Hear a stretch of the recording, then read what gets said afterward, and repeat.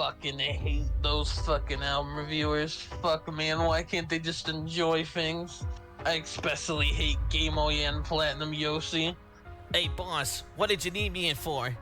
Oh, it's just time to enact my secret, evil, diabolical plan against those Garfield Kart album reviewers. Okay, got it, boss.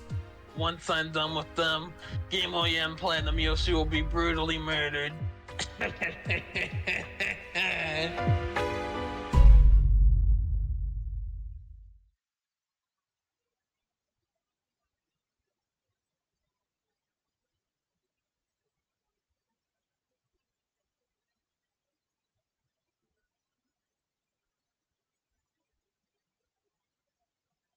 of a mishap with my setup. Hi, I forgot to turn my mic back on. Welcome to the episode. I haven't opened up the game yet, because, well, I was waiting because, I didn't know, what was gonna happen with, because it kind of, failed to consider, the audio overlapping on the skits for the episode. Whoops. Oopsie doopsie. I'm not really sure how to solve that.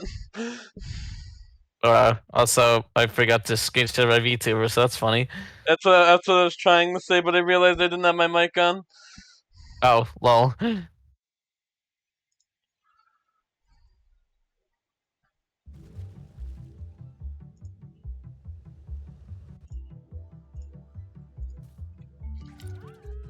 Alright, let's, There we go.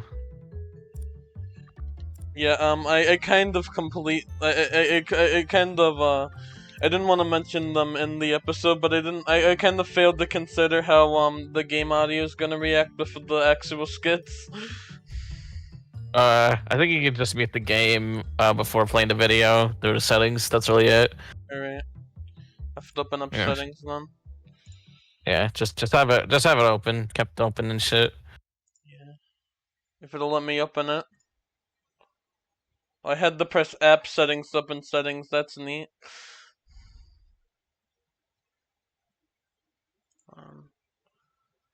Just a second, I'm trying. Sorry for the technical difficulties. Even on 100 episode, we can't avoid it.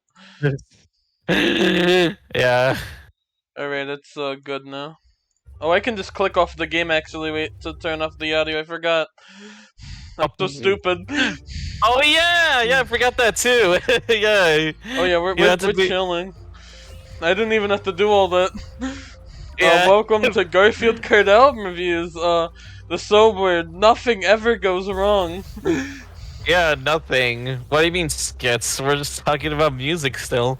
Yeah, we're just talking about music. Yeah. Well, today, finally did it. we have, I think it's just a normal episode today. I don't think, I forget what episode we're even on at this point. Episode 100. We're at episode 100, Josh. Wait, we're actually at episode 100? Yeah, it's fucking crazy. We actually did it. There's no way we actually made it that high. Well, yeah, you can check the title of the stream right now. Episode 100. Oh shit, yeah, I do have the title of the stream there, and I did put it in earlier, that's right. It's really episode 100, I can't believe we actually made it this far. Yeah. God. Crazy.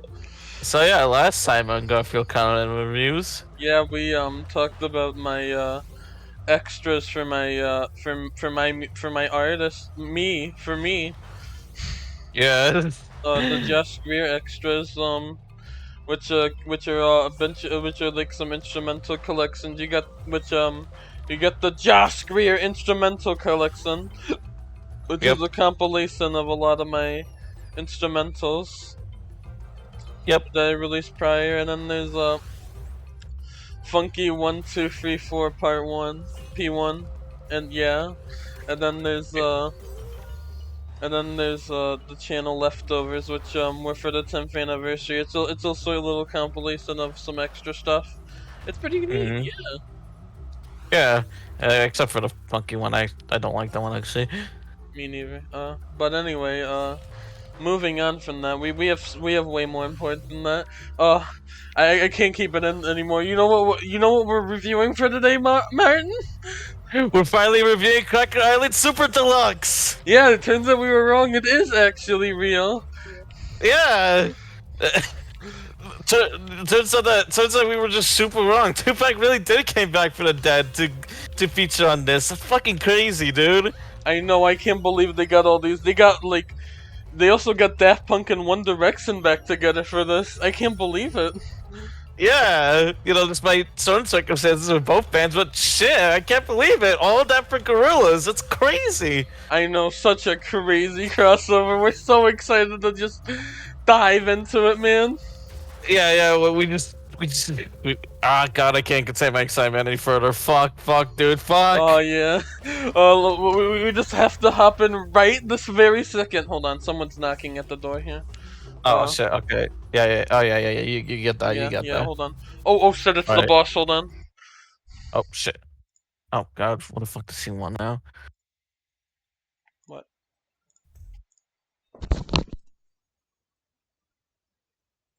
Hey, is that my two favorite streamers on the entire planet, Gameoy and Platinum Yoshi? Yeah, can you hurry this up, please? We got a big album review to do. Yeah, and why are you here anyways, Twitch? Well, Twitch is changing and audiences are changing. I was just thinking, nudity is back on Twitch and we get to do a freaky album review? No, it's just, well, you see, You get to make a good decision for once for this goddamn website? yeah, we have decided you are now going to make Garfield Kart movie reviews. I'm sorry, what? Yeah, I know it sounds scary, but I mean, like, I think it's a good decision, and it'll be funnier than you think. I mean, I IDK about Martin, but I'm happy doing album reviews. Yeah, same. I don't know why we switched to movies all of a sudden. It just doesn't seem right. Well, that's just because it's more profitable. I mean, it's more enticing to people. Trust me, no one will be upset by this decision. IDK, man, can we just go back to doing album reviews? You don't have a say in this! Anyway, I think since you're Garfield Kart gamers and you're just so quirky with your Garfield jokes that you should review all 6 of the Garfield movies. I mean, if we did movie reviews, I wouldn't really want to do the Garfield movies. Like, honestly, if I was to do a movie review, I'd do it on the 2004 movie Butterfly Effect starring Ashton Kutcher. Like, it just, nobody cares. Anyway, go on and remove those and review those movies, boy. Hold on, sorry. Hey, sorry, I fucked up a little there. No one cares anyway. Go and review those movies, boys.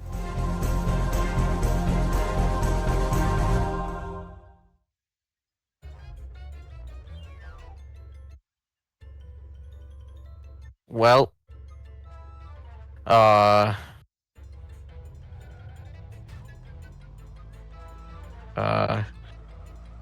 Guess you gotta unmute for that.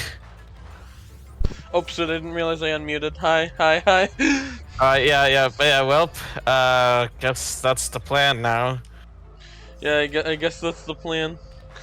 Yep, we gotta review all the Garfield movies. Yeah. Excited? I'm not. No. Yeah, me neither. Heard there's not many good ones out there, but hey, first one we got is Garfield the movie from 2004. Yeah. This is this is a live action film with Garfield in the gang. Yep, Garfield as well as yeah. I don't know what I'm saying, but yeah, I know, like, it has like this really funny story behind it, and I feel like it's more interesting than the movie itself. Oh yeah, please tell the story. Please tell the story. Yeah, so if you don't, so I'm pretty sure some of you do know, but if, for those who don't, basically Bill Murray signed on this movie because he thought one of the writers for this movie, Joel Cohen, is Joel Cohen of the Coen brothers, who from what I know, they made some surreal fucked up movies. Like, I know one of the more popular works is No Country for Old Men. But yeah, he basically signed on because he thought it was that guy. But no, it was actually the guy that wrote Cheaper by the Dozen. So whoopsie. Oopsie poopsie teehee. Also, by the way, I also saw this movie as one of the rated from No Country for Old Men. So, I guess they fell for it too. Yeah. Uh, but yeah, so how do we start this? I don't know, do reviews in this format, or at least movie reviews? Yeah, it was we could have had a little more time to plan for this, and instead of somebody just having to force us do it, whatever. Yeah, whatever. I've never I haven't watched it before in full. I just remembered the Nostalgia Critic video about it. That's really it. Same with the second one, actually. Yeah. I have seen both of these movies before, but I did not remember them. And watching both of these again, I still don't remember them. but let's focus on the first one for now. Yeah. Which you know, you have Garfield living a normal life by himself when there's owner John. Yep. You know, he gets to relish in this life until like one day when John wants to ask out Liz, but due to like a miscommunication, he ends up adopting a dog named Odie. Yes, sir. And wacky hijinks happen because Garfield does not like Odie. He gets jealous of Odie, taking the spot of attention. He's just like us. Yep. Yeah, he gets and then there's one night he just sees he just like gets like kicked. He gets there's like one night they're like, oh, I'm gonna go to, he goes to like this pet store, right? This dog store, right? And he's taking Odie there. But like and then Garfield sneaks on because how could they go without him, you know? Yeah. But yeah, he doesn't know it's a dog, so but it is a dog, so he's just stuck with a bunch of dogs there. He's got that dog in him. Has he got the dog in him? And that it's just like so like wacky hijink ensues there. I remember he gets like he accidentally ends up getting noticed by all the dogs and they run after him, and they did play a pop song there, I forget what it was, but I'm surprised I'm surprised they didn't play Who Let the Dogs Out there. Yeah, same. Like fucking Open Season 2 had that, but not this, I guess, so whatever. But anyways, yeah, long story short, this movie's bad. Yeah. Really bad. Yeah, and also, yeah, it's like it's really generic plot. And first and foremost, the fucking CG on Garfield is ugly as hell. And it's funny that like he's the only like cartoonishly CGI character in this. The rest of the animals just look like actual animals. Yeah, I don't know why. Including the other actual Garfield characters like Odie and Nermal. Yeah, they all just look like normal animals. I don't know what the logic in it. Maybe they just ran out of budget. And honestly, Garfield's is like the only, out of those two, Garfield's the only one that's like himself. Odie really is just a dog in the film. Nothing more. And then there's Nermal, who's just like the bestie of Garfield all of a sudden. Yeah. Which from what I remember, like in the comics and like in the original cartoon show, Normal's just kind of a fucking asshole. Yeah, you also got a couple of new animals there. You got like this big mean dog, Luca. He exists. Yeah, he definitely exists, and it's kind of just serves the role you expect with a big, strong dog. And then there's also this one mouse. It's not Squeaks. It's Lewis, I believe. Yeah, Lewis. Yeah. Yeah, and sadly not Squeaks. Squeaks the Razor, honestly. Squeaks the Razor. How dare they? How dare they remove Squeaks? They removed the best character SMH. Yeah. But yeah, oh yeah, I forgot this movie had a $50 million budget. Yeah, and it doesn't so because it literally the CGI just looks placed on there. There's nothing else CGI. The rest just talk. Yeah. Just Garfield, and also there's just like these wacky like these like edited parts, but where it just like literally looks like you just put like a transition in an editing program. Yeah, it has like these slide transitions that look generic as all hell, and it happens constantly in the movie. Like not too constantly, but it's enough that you'll notice a pattern. It's annoying. But there's a couple things where they could have like really just where I feel like the budget went to. It probably went on to the like all the pop songs in this film, and also the constant product placement. Oh yeah, there's a lot of product placement in this movie. From what I remember, there's Ace Hardware, Wendy's, Pepsi. Pepsi is showing up like 3 times. I remember four, I there's don't one know. part towards the end where this cat I just remember they like specifically just had like this extra flavor specifically flavored blasted goldfish. Oh yeah. I remember this one part in Garfield where he's just like, "Can we go to Olive Garden?" And he like names all product license. And all I really remember this because Nostalgia Critic made a joke that was just like, "Oh, can we go to product placement? How about product placement? Let's go to product placement." Yeah, he's just literally listening off off product placements though for restaurants. Yeah. It's, oh yeah, oh yeah, and one of the things I mentioned in my notes, there's like a joke where Garfield said, I want to get a CAT scan. Like they repeated that joke twice, just to make sure you didn't miss it the first Yeah, time. you just couldn't make you made sure you missed it the first time. The jokes in Yeah. this are also lame as hell. Yeah, for sure. If I do have to say something positive about the movie, Bill Murray does do a really good Garfield voice. Yeah, even if he didn't even want to be a part of this. Yes. So yeah, he has that going for sure.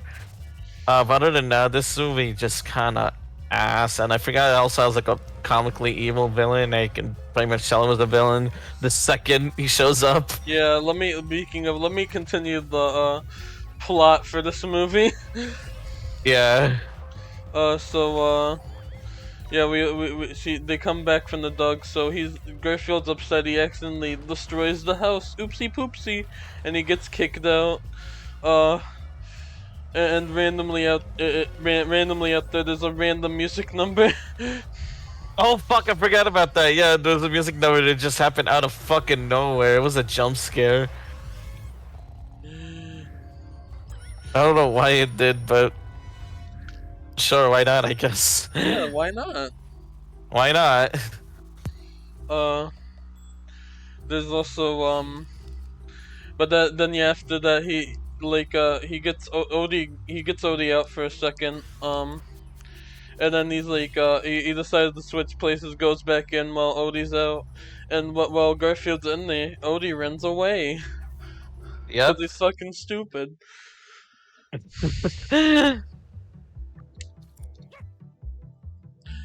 He runs away, ends up in some old lady's house.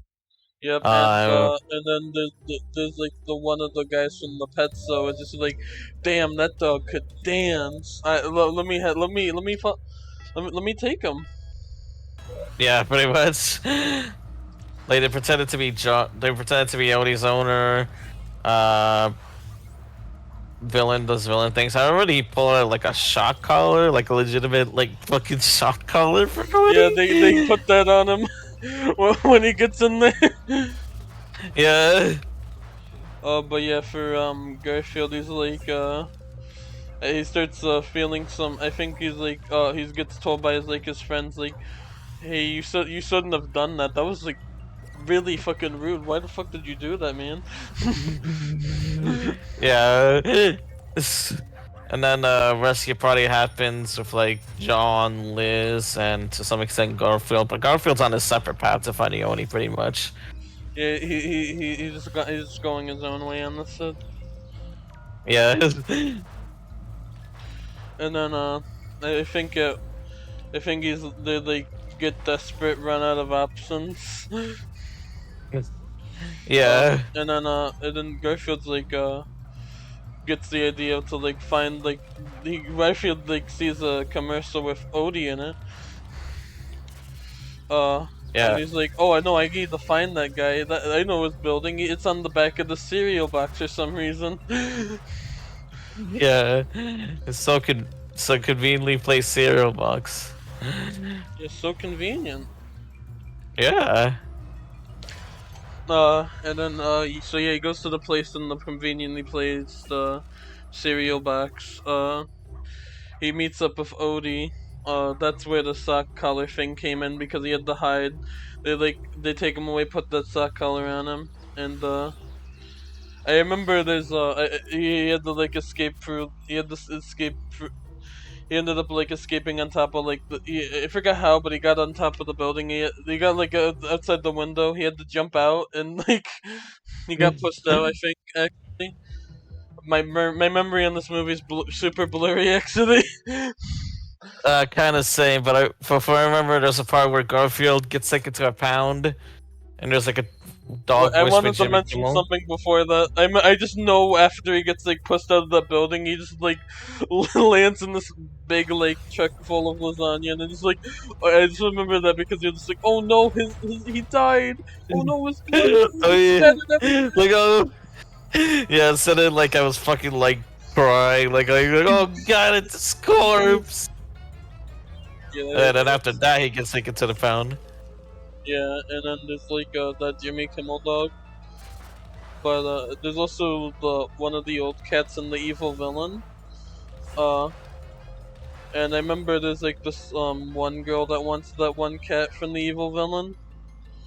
Yeah. The cat's supposed to be taken. The one cat, Persnickety, I think the name is. I don't know why I remember that specifically. Yeah, Persnickety pulls the alarm and lets all the dogs out. Again, why did I'm surprised they didn't play Who Let the Dogs Out? Yeah, for sure. Yeah, the dogs are let out, and the cats, and all the animals in there. And so Garfield can escape, and and then he tries to I think they try to like catch the villain before he tries to leave for like a big show. He's a Yeah, good they did. so they go to like the train station where he's like leaving, and then like they fucking shoot the guy. I mean they uh they're like they have to like they're trying to like stop the train. They can't. Garfield goes into the room where to stop to like control the trains. He almost causes like several wrecks, but he stops them just in time.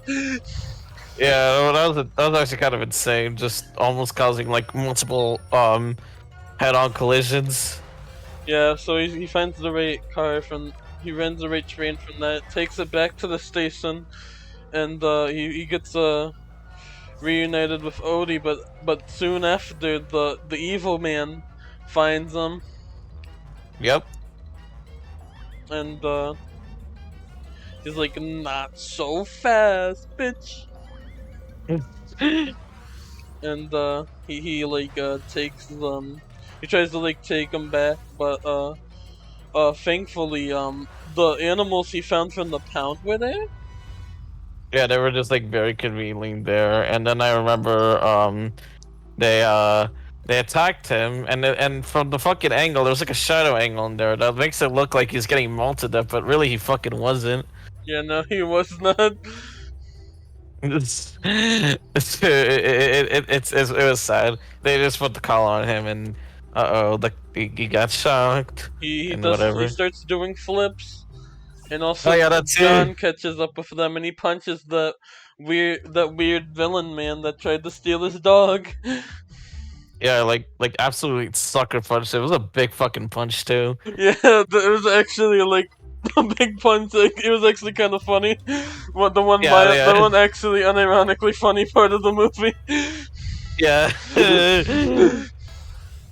But yeah, the cats see his Garfield's heroic deed, and they're like, maybe Garfield's a good guy after all.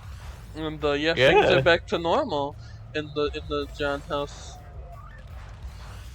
The film ends in a fucking dance sequence, because Uh, of it, course it fucking does.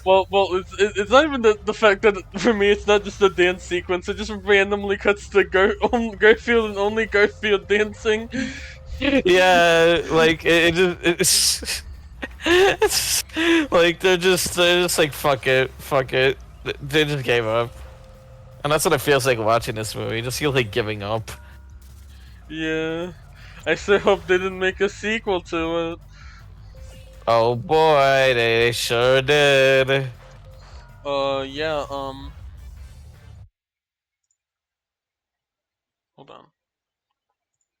Wait, hold on. Let me figure this out real quick. They're gonna switch scenes. Hello there, Rena. Can you help me with a Hello there, Rena. Can you help me with a little issue I need help on? What the fuck do you want? I am going to need your help to help Platinum Yoshi and Gamoyan prove they're so. Oh man, I actually wanted to kill them. Well, let's kill them then.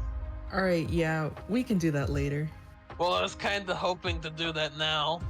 I don't want to do it now. Please. Nah, I'm out of here.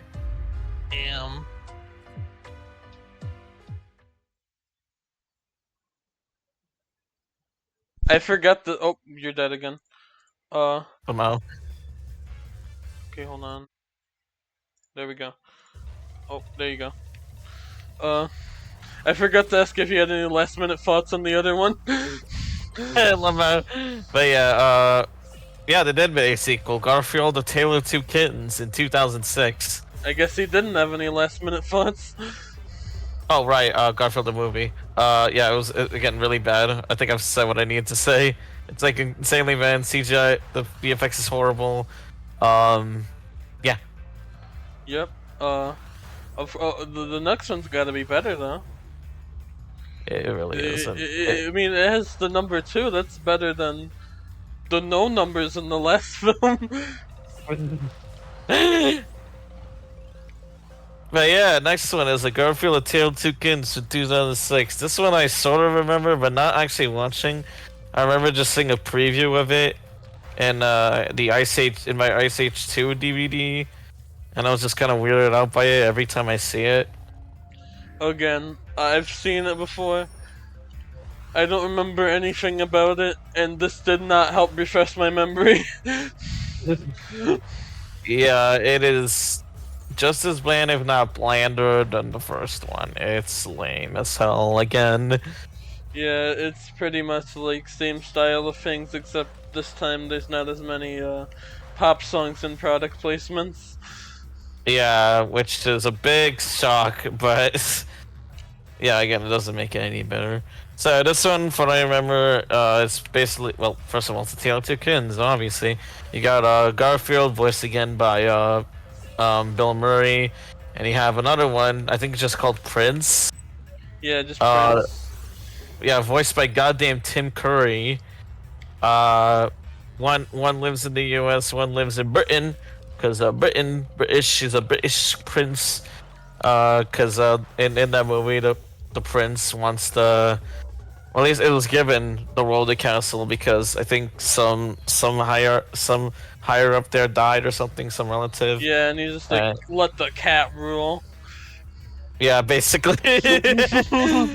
And some guy, I forgot his name, Dargis. He's not very happy with that. In fact, he's very pissed off. So pissed that he just like beats with the fucking cat. Yeah, and he like just takes him out, like puts him in a basket and lets him float down the river. Yeah. kind of just fucked out there. Yeah. But yeah. Crazy. then we transition to the Garfield story, which the whole thing is just John wanting to propose to Liz, but couldn't find the right time. Which, speaking of right time, Liz was offered to speak at the what was it, the castle in London, same castle that the prince and the Dargis debacle happened in. What a little coinky dinky. Yeah, wacky little coinky dinky. Yeah, and so they traveled to London, and I just forgot how much nothing happens in this movie. Barely much happens, because it's really just like, oh yeah, Garfield and Prince They would switch switch lives places. because Yeah, this. because the royalty finds Garfield and John finds Prince. Yeah. They can't tell the difference. Yeah, 'cause they Wacky just heist don't like- ensues because of that. Yeah. Yes, and that's a large part of the movie, just them living each other's lives. Yeah, the like most of this hour 20-minute movie is just that, and it just gets it's just really boring. Yeah, I do remember, the only thing I'm gonna say here is just that I just do remember there's just like a bunch of like animals in the kingdom. Oh yeah. They all bow down to the prince. Yeah, they love And, Prince. Yeah. I do also remember the what's his name again? Dargis, yeah. Yeah. Dargis brings out a dog, and that backfired at first because the dog would just bite his balls. Oh yeah, that's his great plan to kill Prince. I mean, except it's actually Garfield. Yeah. Oh, this one also has a stunning music number as well. Oh yeah. That one had the paintings talk. I didn't like that. It's just about how he's so cool now that he's royalty. Grah. Wow, I feel so royal, like the Lord song.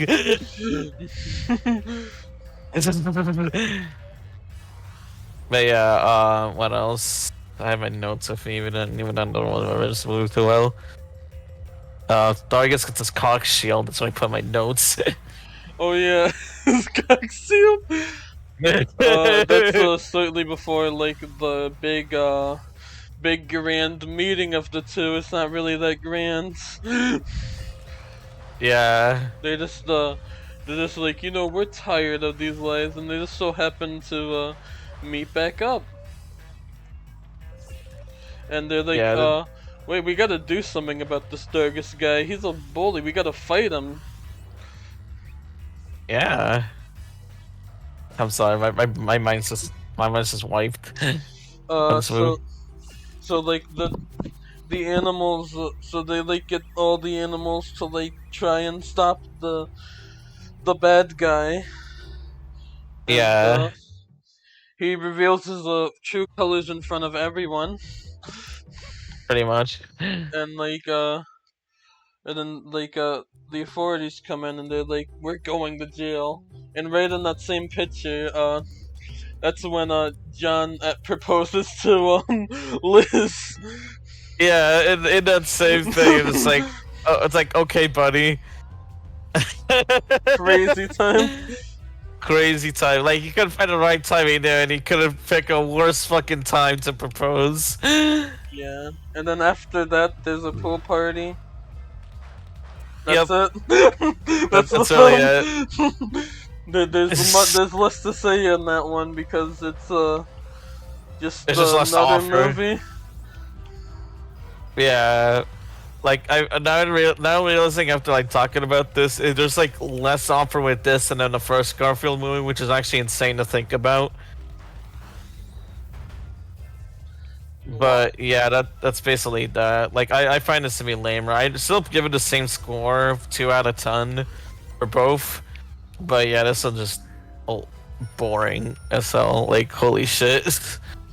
My thoughts are the same on the films, honestly. I don't really give a shit. Lamau. Yeah, that's fair. It's Odie's dead again.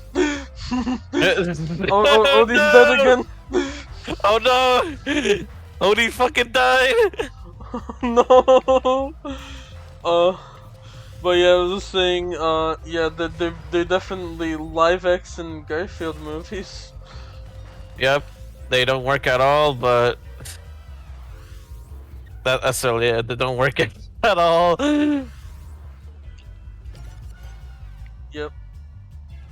Any last minute thoughts, or is that everything before I switch? Last minute thoughts. I still don't know why Tim Curry signed up to be in this. That's all I have to say. Maybe it's another Cohen Brothers story. they all just keep thinking it's the Coen Brothers, but it's just some other fuck ass guy. Yeah, just they thought me the No Country for Old Men guy, but I was a cheaper by the dozen guy. Wait, what do you mean? There's no. This is a country for old men. This isn't right.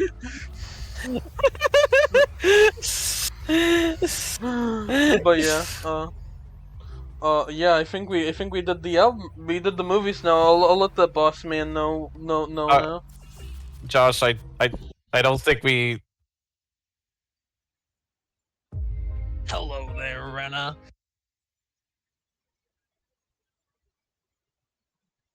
Alright, we watched both the movies. Can we go back to normal now? Both? You're forgetting the wonderful animated films to watch. Yeah, Josh, you said 6 films, not 2, you dumbass. Oh, you see, everyone knows the iconic live-action films, but there's a few more obscure animated films throughout the 2000s that were only directory DVDs, such as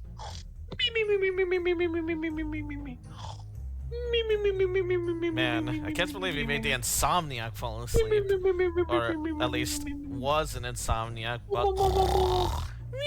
Come on, guys, it'll be fun! Now let's get out there and entertain those viewers.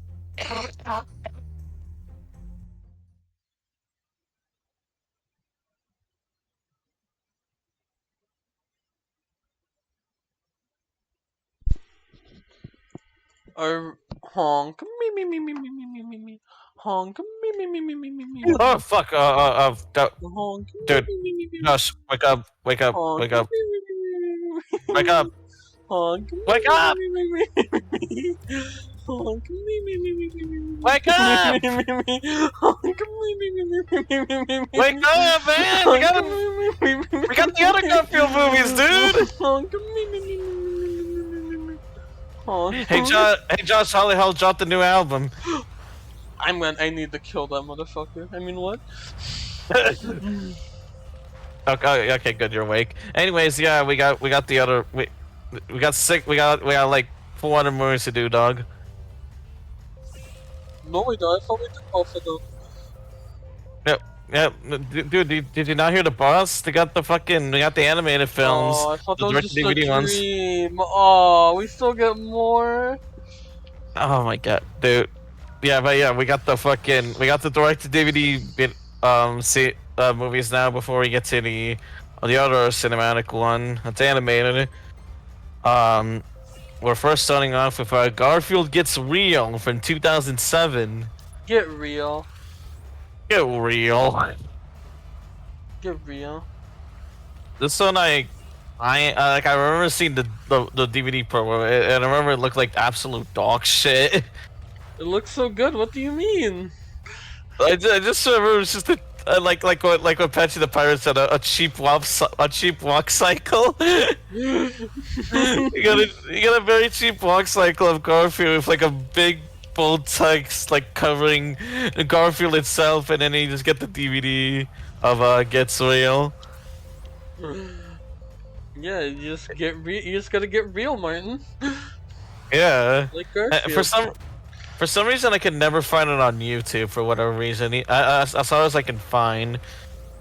Or at least from what I can try to find. Like, I couldn't find the exact promo. I do remember seeing it on Twitter, but I never have it bookmarked or saved.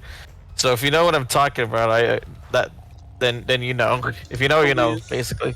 Please, you might have Garfield Lost Media on your hands. Probably not. Maybe if I could like try to find a DVD with that promo, that'd be funny. Maybe very funny. Anyways, on to the movie itself. Yeah, actually, I wanted to say my experience, cause, I remember, watching this one. I remember having this and watching it a bit when I was younger. Uh-huh. And like, I honestly completely forgot everything about it today. But, this one I actually did kind of start to come back to me when I watched it. Oh yeah. But yeah, it's into the movie itself. This is, completely unrelated to the first one. This is its own, exclusive universe to these straight-to-DVD movies where they're, like, aware that they're newspaper comic strips. They're all just actors for that. They still have the same personalities, though. The only difference, and Odie still can't talk, the literal only difference is that, like, the humans interact with, Garfield. Yeah. They can just, like, talk and just be, like, chill like that. Basically, yeah. But yeah, we got the whole comic universe. The movie, I remember the movie starts off with like all the buildings like popping up as the daylight rises, and I'm just thinking, why is that a thing? And like it never really establishes its world quite well until like after the opening sequence, where you just have like them driving like a bubble powered car, and you see some fuck ass flying dude. Yeah, which, I think he appears in the beginning of all the movies. We don't know who he is, though.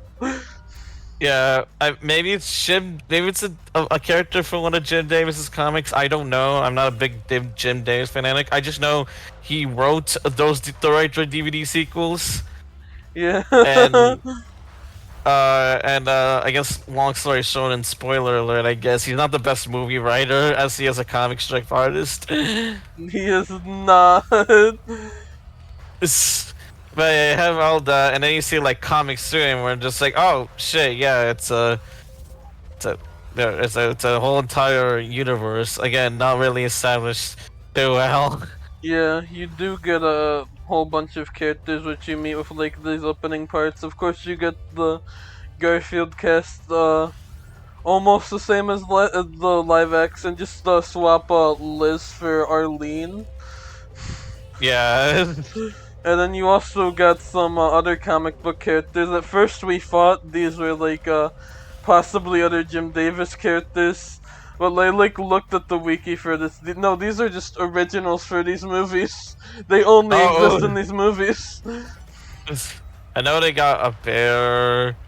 I remember that bear, like, he'll like go to like blow his nose, but then there'll be like a trumpet or like a horn or something that pops up. Yeah, that was very weird. I think he only does that in this movie, but it's still really weird. Which, like, yeah, which I do say this movie, they do appear in all three of these movies.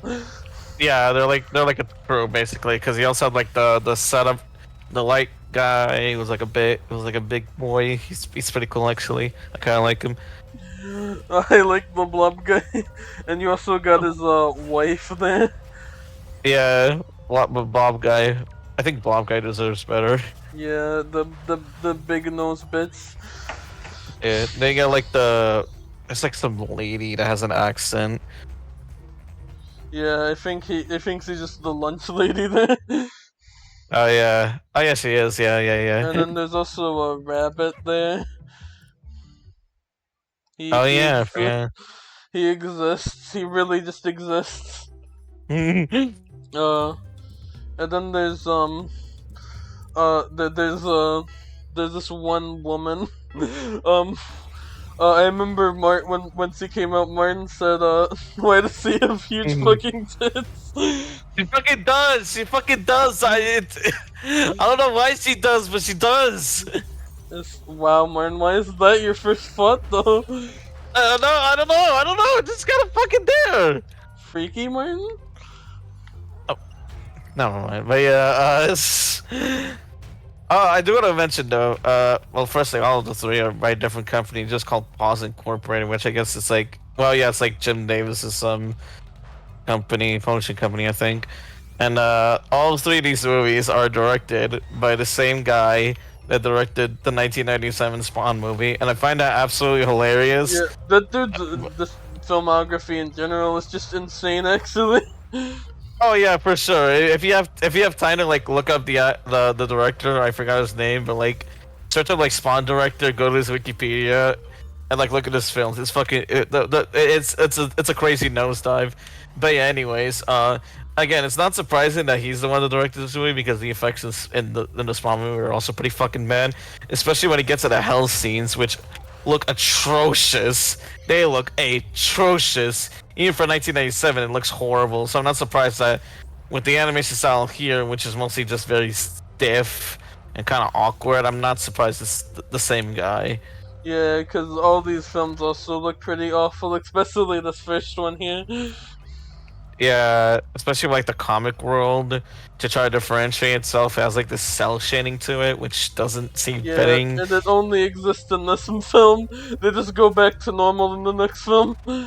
Yeah. It's so weird. We haven't got to like the main plot point yet, which is Garfield getting real.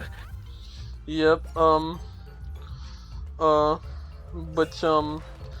there's also, this director and props guy, he's like, they're like suiting, like, the comics, because you have to, like, you have to, like, act them out, and then they'll, like, take pictures, and then when they get transferred to the real world, they'll just suddenly become drawn-out comics, I guess. Yeah, it just happens like that for some reason. But yeah, they have like this panel that shows the real world, and they have like a hole that they have covered in order to warn them about the real world, which they warn specifically Odie to not go there, which Odie does not listen to those directions.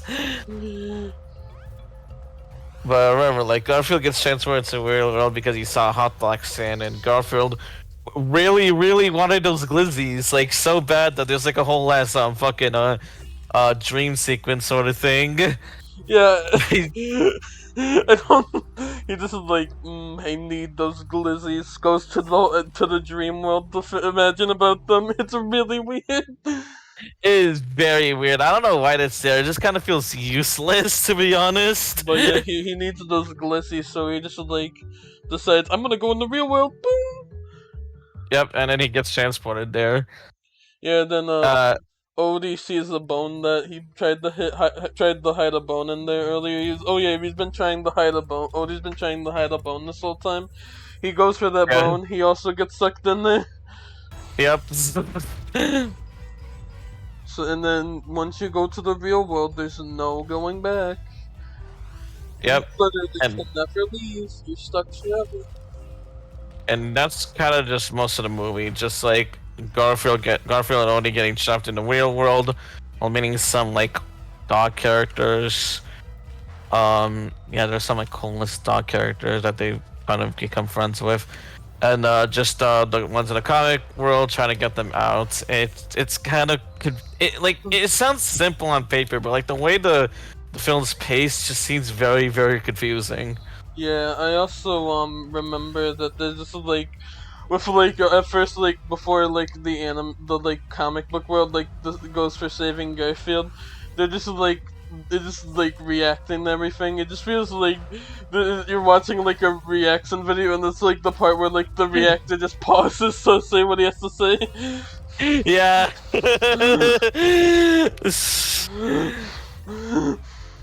By the way, I want to mention, I almost forgot to mention, this film had a budget of $10 million. Yeah. $10 million for one of the most stiff animations I've ever seen in my life. I don't believe it has a $10 million budget. I don't believe it. I think they're just lying to us, honestly.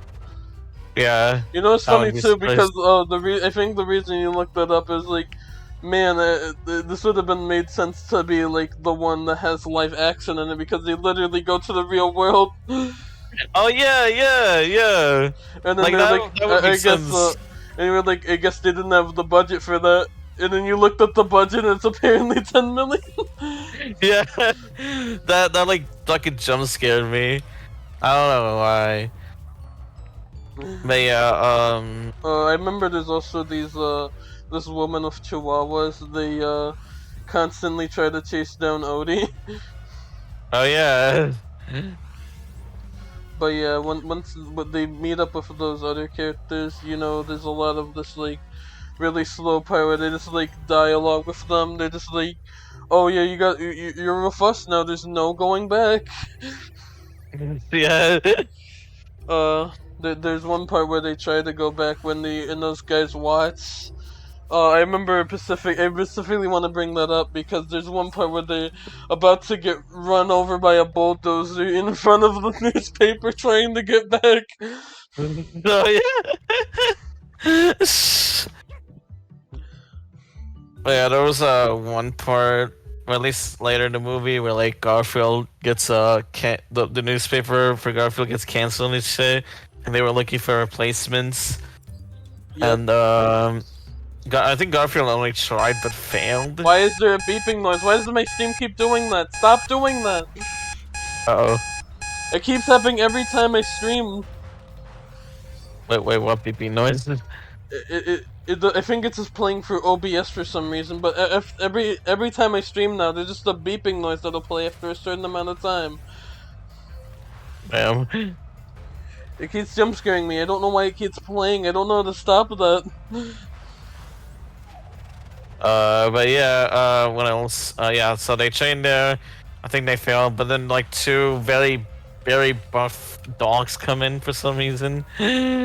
Yeah, and they're like, "Oh, we're cool buff dogs. We're gonna teach kids to drink mineral water." That was specifically a part of it. I specifically remember. I don't know why mineral water, but that's a part of it. I don't know how you remember that. I don't even remember that shit, dog. What the fuck? It's mineral water. You love mineral water. Yeah. But yeah, anyways, so yeah, I remember the two buff dogs would eventually kidnap Garfield and Odie for some reason. Because he just didn't want them to take their fame, even though they didn't stand a chance of getting there anyway. So yeah. Yeah, so yeah, they're just kind of there for plot. Yeah, and But then yeah. like they tie them up there, and they set the place on fire. Yeah, like on fire, and you have like these 3D used like fire effects, which looks very funny. Like a Well, $10 yeah. million film. This is the part where they really try to lock in and just try to get them out. So like the funny blob dude is actually the one that saves the day because he's an inventor, and he makes like this big like machine to like breach into the real world and like take them out when the time's right. Yeah. So W Blob guy, love him, best character. Yeah, I specifically remember, I specifically remember the one part of the film that actually made me laugh this time was just like, was just like his monologue before going in, where it's just like, it's just saying about how like, him naming it after his wife and his big ass and her big ass nose. So yeah.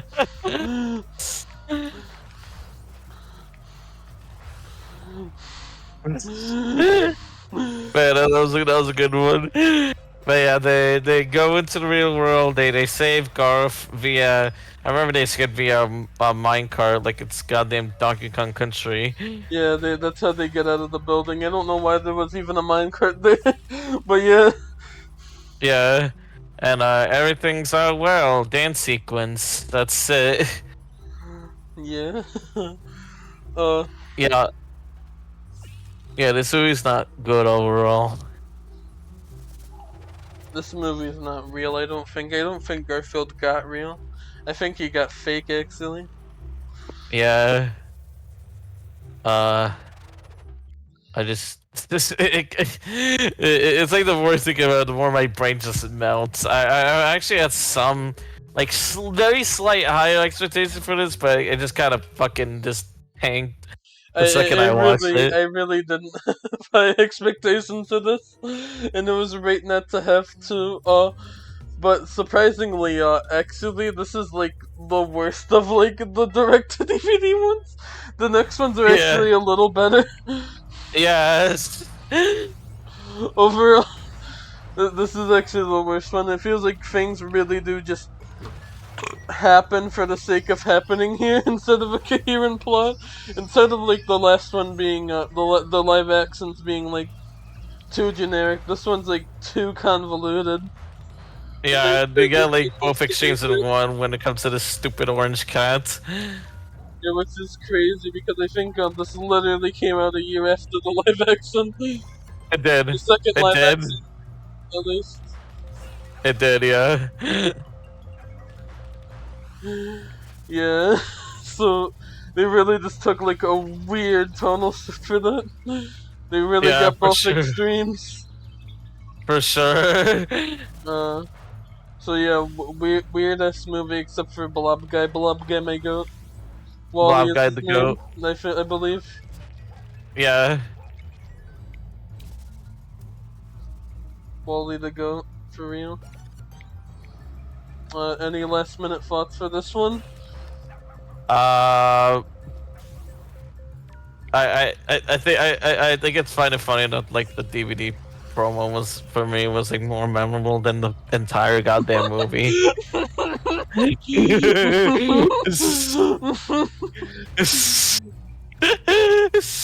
love the Walk Cycle DVD promo. Yeah, I love the cheap walk cycle. But yeah, on to the next movie. Yes, sir.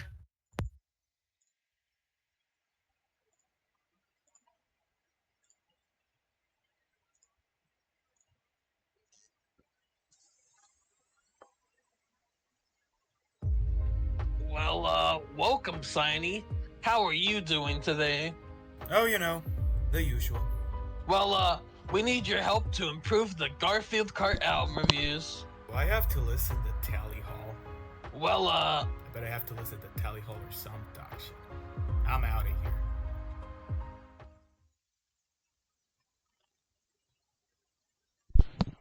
We're back. So yeah, we're moving on to Garfield's Fun Fest. Yeah, Oh shit, hi Rena.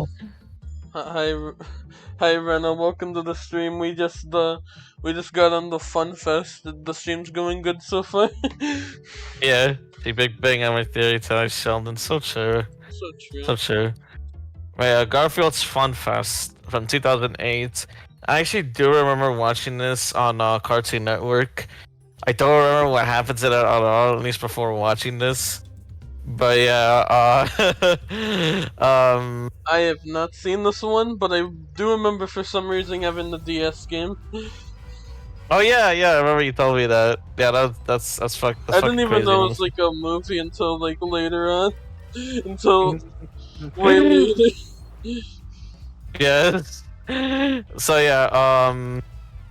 yeah, Garfield's Fun Fest. This one again takes place in the same universe, so this whole trilogy is like connected in a way. But funny enough, this is also like just like in Garfield the TL2 Kane, it starts off with like a storybook thingy. Yeah, that's a thing that happens in 2 of the movies. And they're only Yep. 2 years apart too. Yeah. Big funny pattern happening here. Every Garfield 2 movie has to start with a fairy bucket opening. The new one's gonna get like a sequel, and then it'll just start like that too. Honestly, I wouldn't be that surprised. But other than the fairy tale opening, that's really it really just goes a different direction after that. Yeah. So But basically, The fairy tale story, there's just like this frog, he's super funny. Everyone finds him so funny. He's just that fucking funny, dude. so they're like, how is he that fucking funny, dude? And then they have to go and drink the water that he's nearby him in his ponds, and they found out after drinking the water they're also funny. Yeah, which in the movie is literally called funny water. Yeah, it's literally just called funny water. Like no other creator named again Jim Davis wrote this. They just call it funny water. Funny water. So yeah, onto like the main plot. There's a talent show going on at the comic studio called the Fun Fest, hence the name of the movie. And everyone's got like an act to do. John has like a dance, the same dance routine since 1978, which is honestly a pretty good joke. Odie has like a mime which he does in some kind of latex outfit for whatever reason. Yeah, but there's one act that got Garfield concerned from some new guy that came in. What? Oh yeah. Your favorite character, Martin. Yeah, Ramon. But before that, yeah, Garfield wants to do like his whole kind act as he usually do, cause he's Garfield. He's a funny cat. He's a funny sarcastic I cat. thought you said that already. My bad. My bad. No, you're good. But yeah, you have that, and fuck, what I was gonna say. Oh yeah, but Arlene wants to do like a tango dance with him. So Garfield gets like emotionally abusive and just be like, oh, but please, Arlene, you gotta do it for me. Just cause like a selfish prick, more than usual, honestly. Yeah, he's like extra like selfish in this film, but I do kind of weirdly think it's like intentional. Yeah. Just for the weird like vision for this one, because soon he'll meet the kid there is mentioning. Yeah, which Ramon suddenly shows up, which considering I said tango, you can guess the accent that they went for under this fucking character. Yeah. Yeah, Spanish, Mexican, Spanish accent. Ramon, my name is Ramon.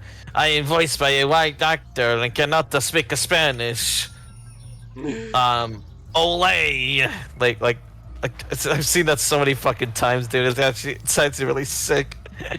How does it feel to have Hispanic representation in Garfield?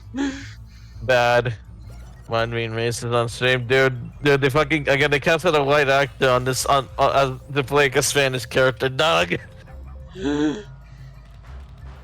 Nah, you're being racist, Martin. What the fuck, Martin? The That's not fuck? cool, Martin. Not on stream, Martin. But that's only for Oh. my DMs. Damn.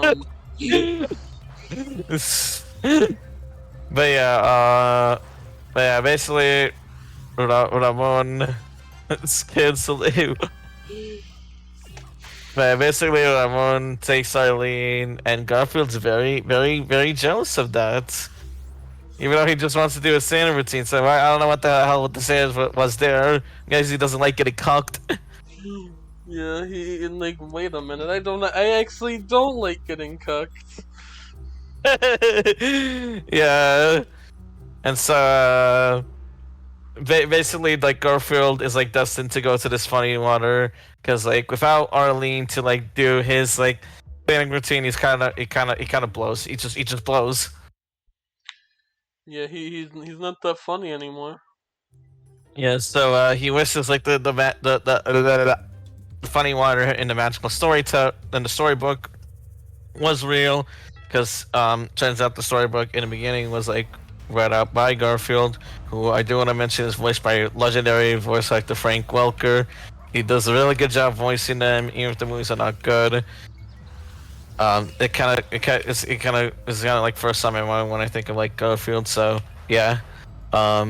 Anyways, so it turns out that the funny water is a real place. That whole magical land is real. So he was not reading a fantasy book. He was reading a biography. Yeah, magic is real. They go into the enchanted forest like smiling friends. Yeah. Except not as funny at all. Ironically. Ironically, yeah. For a movie where it revolves around Garfield trying to be funny, it's really not that funny. Like, I remember there's like this bear that has like a bunch of acts, and he's like, he freaks me out.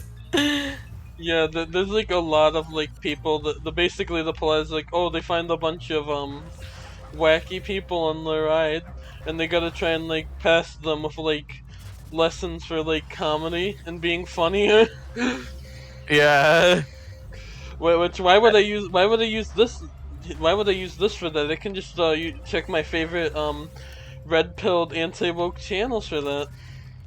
Oh yeah, we made a joke about like Garfield being red pilled, quote unquote, in this movie.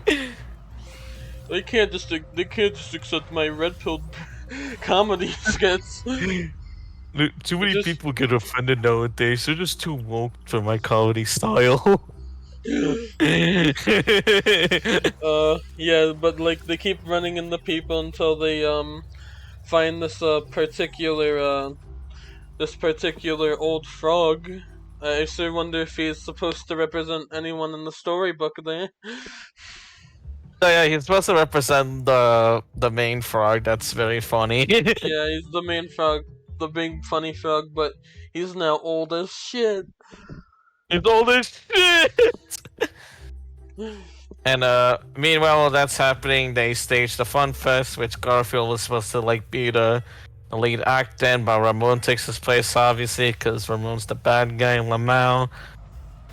Yeah, because Ramon's the bad guy, he's dramatic, he's so goddamn problematic. Yes, sir. But yeah, so yeah, they he takes lessons from the funny frog guy. Well, most of it's slapstick. And I think I remember one of them is like, oh yeah, one of the lessons is like, oh yeah, comedy is at the expense of a tragedy that happens to someone else. It was, and I only remember that because I remember people complain about like Doug Walker having that similar mindset. I remember he reviewed Over the Hedge, and he didn't find it funny, and he mentioned like how comedy kind of like the expense of someone else, and people have like a really big issue with that. And you got after me for remembering the mineral water shit. Yeah, fucking Jim Davis starting this part in the movie. And oh yeah, there's one part I put in my notes that I don't want to forget to mention. There's one part where like Garfield has to like basically make fun of himself. And it was like during a fucking bridge, so he gets like waterboarded and shit. It's all like fat jokes. So he basically was like almost waterboarded. He basically the problem is basically waterboarding Garfield until he tells the truth and shit. Getting fat shamed almost to death. So yeah, he's literally getting fat shamed to death. I don't know why he did that. Maybe that's the whole comedy thing. I don't know. It's just so weird. Why did he do that? That's not gonna help him. That's gonna make him less confident. Oh yeah, they actually get to the funny water. Yeah, after Garfield on this gets- massive mountain. Yep. Garfield gets really excited. There's a shot in it where he falls face first in it, which looks like he's dead as fuck. Yeah, which is explains what the I picture. used in the bottom right corner. Yeah. It's that, but let's just out. Yeah. And they're late for the Fun Fest pretty much, and they had to get out of here. Which the frog gives them like this fucking glider, which I'm surprised they had the budget for a whole flying scene. But I couldn't find the budget for this movie or the other one, so I'm just gonna assume it's the same amount, 10 million. Yeah, and then so he's just like flying, wee. And then they land in a comic studio, but not without a little comedy by having them crash. Well, technically not crash into the window. It may seem like it's, but when they actually landed, they go doink and actually like fling through on the window safely. That's a little funny. That is a little funny. He.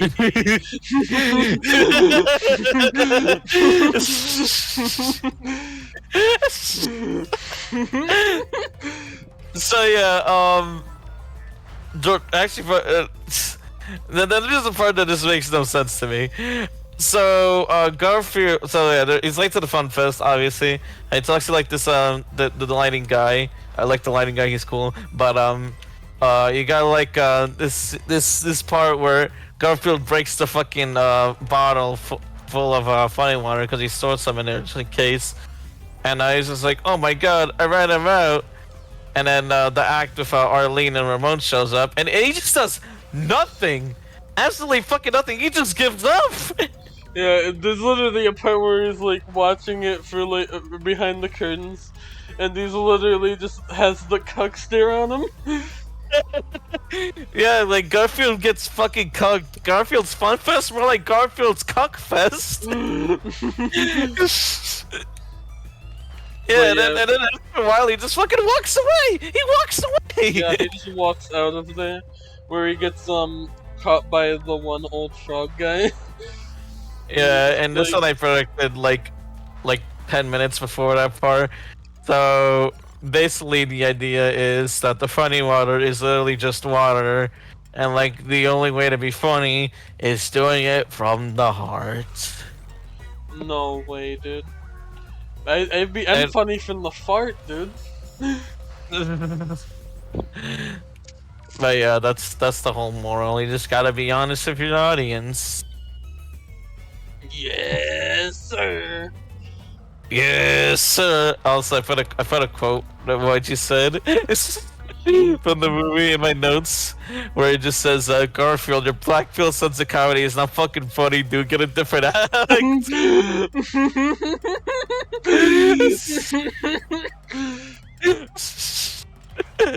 Fucking love that. Well, what's even funnier is that, like, despite trying to be like funny, he doesn't like go in to do a comedy act. He just does like the whole thing he promised at the beginning with Arlene doing a tango dance, but this time it's like a face-off between him and Ramon. Yeah, so the funny thing was pointless. It's literally this tango battle. Yeah, which it ends up revealing that Ramon is controlled like a robot.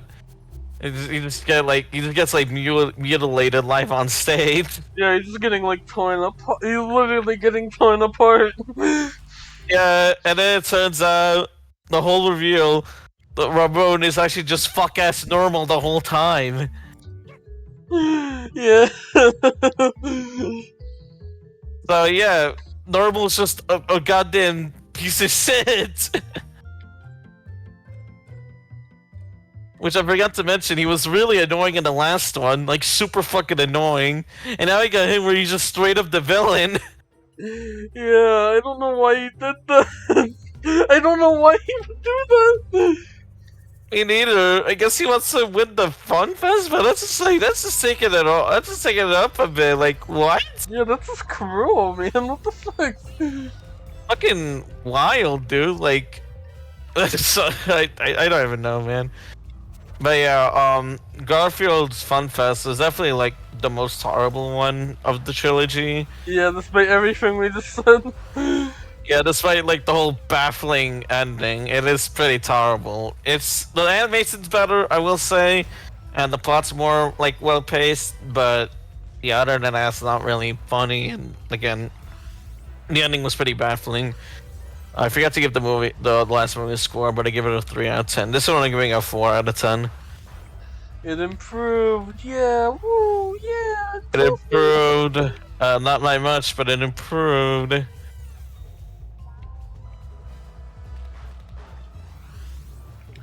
You're not funny. That's not the kind of humor we do on the show.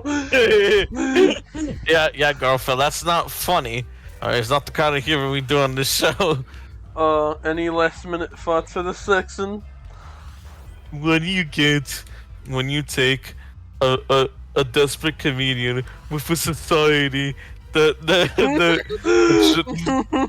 abandons him and treats him like crap. What do you get, Garfield? No, I'll tell you what. You get what you fucking deserve. Suits Ramon. That's my last minute thoughts.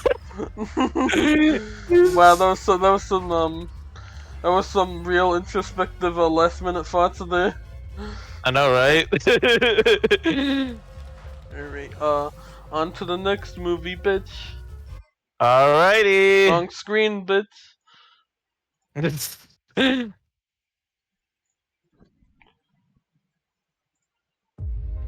Hello, other Garfield Kart album reviewers, guests. What do you want? I have Let's Plays to record. Yeah, man, what's up? Hey, it's me, Rivers Cuomo from Weezer. Hey, would any of you be willing to assist me to help out on the new Garfield Kart album reviews? Sorry, I just have too many blooper ideas to work on. Yeah, I had some plans tonight. Sorry. Yeah, I just don't want to, man. God damn it, no one wants to help me. There's gotta be someone out there who disagrees with their city ass music takes about those hardworking artists' music.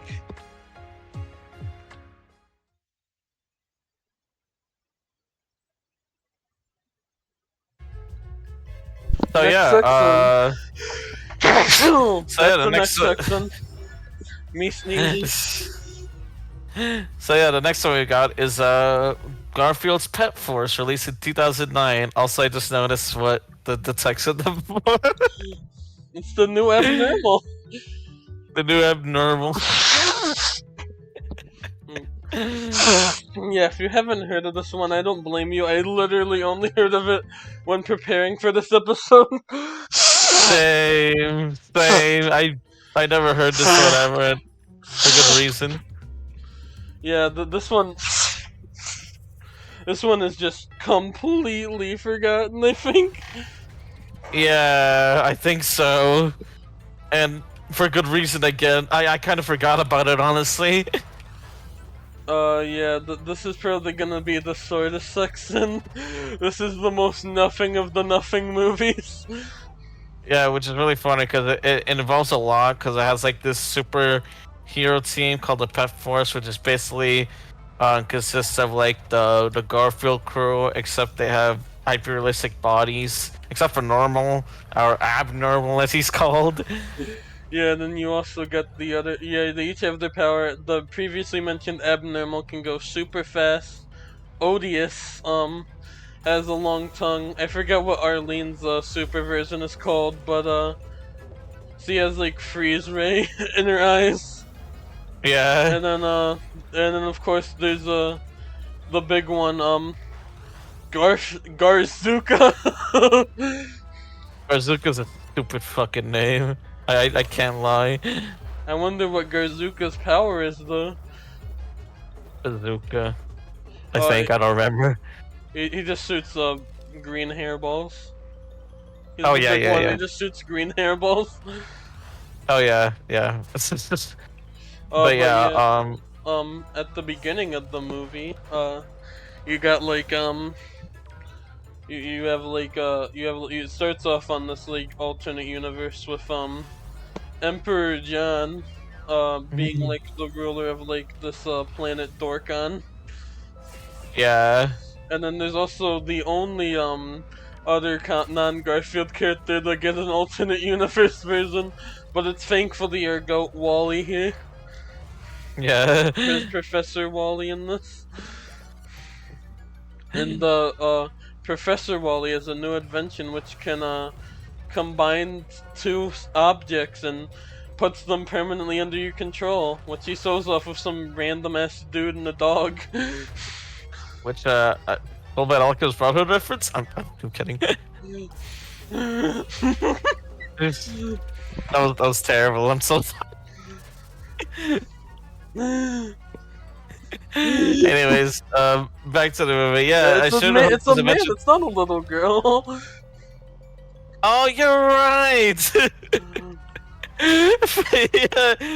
Yeah, that invention is so cool. I sure do hope it doesn't land into the wrong hands. It lands into the wrong hands.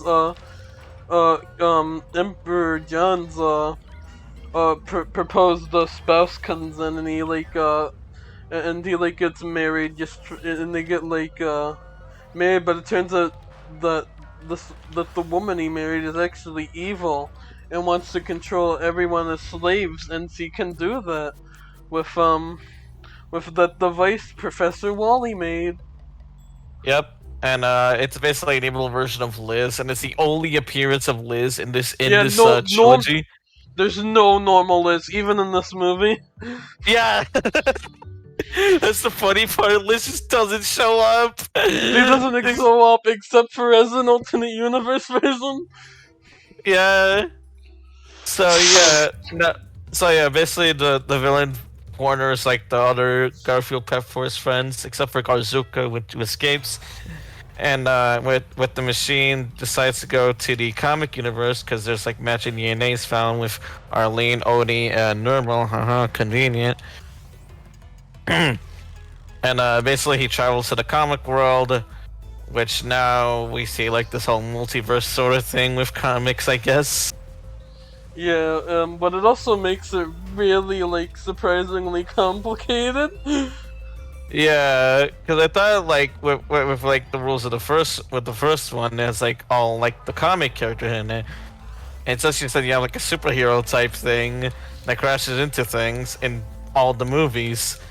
But now I guess there's like a different universe for certain comics because with the Pep Force one, it's like superhero ones. Yeah. Now I guess they cross dimensions of each other because they escape out of a comic book. You got like a comic guy selling comic books in the newspaper comic world. Yeah, which is really weird. Because he also talks shit on these comics they aren't good for you when you're in the comic universe. Yeah, so I don't know the rules of this fucking thing anymore. I don't know what Jim Davis is fucking thinking when he wrote this. Again, he wrote all these fucking movies, by the way. Do you think there's a alternate universe for manga, and there's just there's this really dark fucked up shit happening in there? Probably. Maybe if they did it back in the day, they probably would have been super racist about it too. Oh yeah, definitely, but it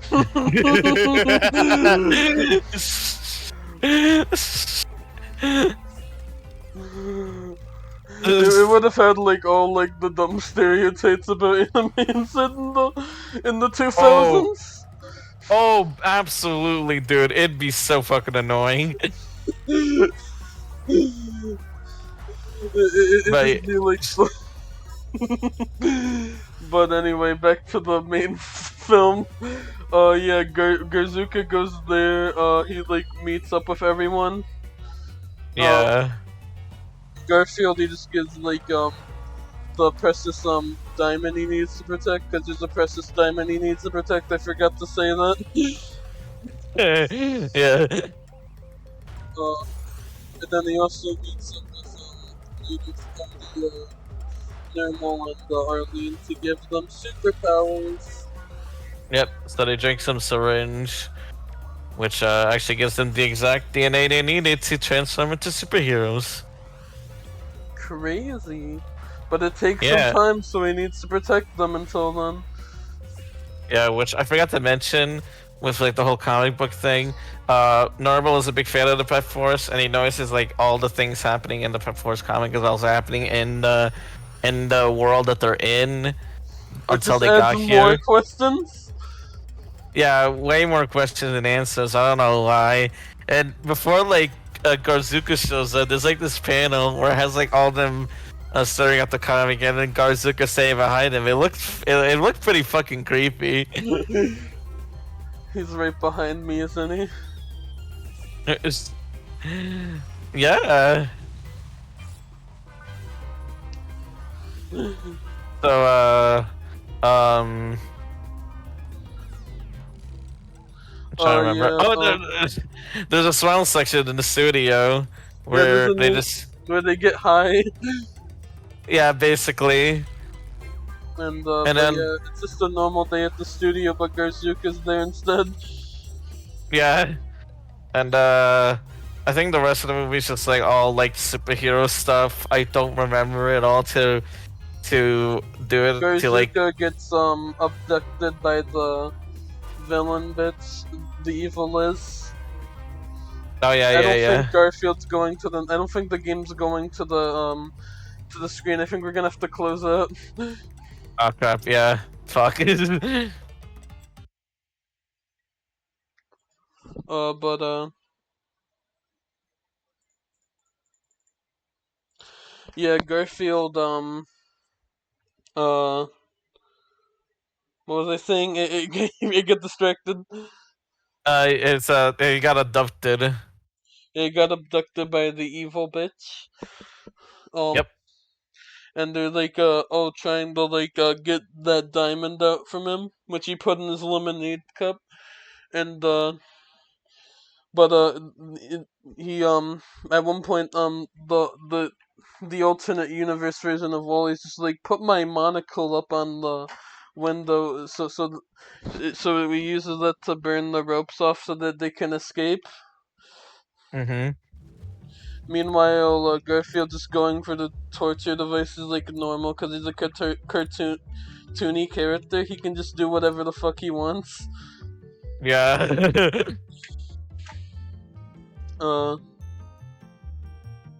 So yeah, but like he there is a point where she tries to drink that lemonade, but Garfield stops her. I think. Yeah, he but, does. Wait, he tries to stop her by swallowing the diamonds. Oh yeah. But then that's how he gets exposed. So she has the diamond, and she starts combining people and turning them into her slaves. Yeah. And I think like the fucking the vehicle she drives, the whole spaceship thing gets like Hindenburg a couple times. Yeah, yeah. Like It just reminds me of that one video where it's like, if like the Despicable Me fan fix, and every time that one of those moments happens, it just reminds me of that one part of like the Hindenburg just close-ups. But yeah, the whole climax, it gets to the climax, and it's basically just them like fighting off the zombies. I remember like Garfield teams up with the rest of the comic book, the comic studio crew to like fight them off as well. You know, Garfield wanted to be his own hero and whatever. Yeah, but also because Pet Force is getting tired because they're not used to their new powers, so he actually saves the day there a bit. Yeah. But I guess it's not enough because it gets I think at one point I forgot how, but the ship gets knocked around, the gun gets loose, the ray gets loose. I mean, no guns, no violence. Yeah. And like it gets to like this unstable mode where it just like where it's able to combine like multiple things, and that's where the Pet Force all gets combined, as well as just turning several buildings into like this massive creature. Yeah. But Garfield still isn't deterred, so he tries to like bait the monster, and then baits the Pet Force to like attack the monster in the zombified state. Yep. And I think that worked. I think. It worked, yeah, from what I remember. And I want to mention before we continue, like, there's a big problem with these movies that they all feel so dragged on because it just seems like nothing really interesting is happening. The pacing can get kind of all over the place, even if it is pretty consistent. It just gets kind of like way too dragged on, and it's funny to say that because the movies are like very short too. They're like super short. This is the shortest one too, by the way. Yeah, like mine, like not including credits. It's only an hour 9 minutes. The rest are like or an hour 15 at best. Yeah, and this one still drags on. Yeah. But yeah, they defeat it. Garfield's a hero. For him, the other guys have to go back to normal. And after that, there's like a little scene with Garfield and Arlene where it's just like, man, I really went out there with that bad guy. I wonder if I got more involved with my own life, things would be better. And then they just randomly ascend to space and dance in the stars. And I think that's just how it ends. Yeah. Oh, I know. I forgot like how like they defeat the bad guy too. The Oh. bad Liz. They're like put her in like the fucking smiling thing, and it actually like Oh permanently yeah. changed her. It like permanently altered her mental state to like this good guy, and it just like they fucking brainwashed her. Yeah, they just brainwashed her. They brainwashed her to being good. It's like okay, sure, I guess. I don't get when like they like when like in a show they're just like brainwashed to be good all of a sudden. Yeah, I remember that happening in the Caravis episode, the one from the OG show from Deke, where it's like birthday, I think. Where it has like this one kid be this total fucking asshole, destroying the whole place, you know, being a whole wreck. And then when the Care Bears show up to like help the other kid that was involved with like the sort of antics, something to do with like baby sister being born on the same day as his birthday. But yeah, you know, gotta clean up the house and all that shit. And the Care Bears would just like they just brainwashed the other kid into being nice. Like just permanently alter his mental state, and it's just like that's kind of fucked up if you think about it. Like I'm certain there could have been a better way to go about that. Yeah, like And you it's know, like the change his same mind thing naturally. here. Yeah, Although I guess like they it's just a little more justified because it's like an evil woman that like tried to like enslave everybody instead of like just a bad kid.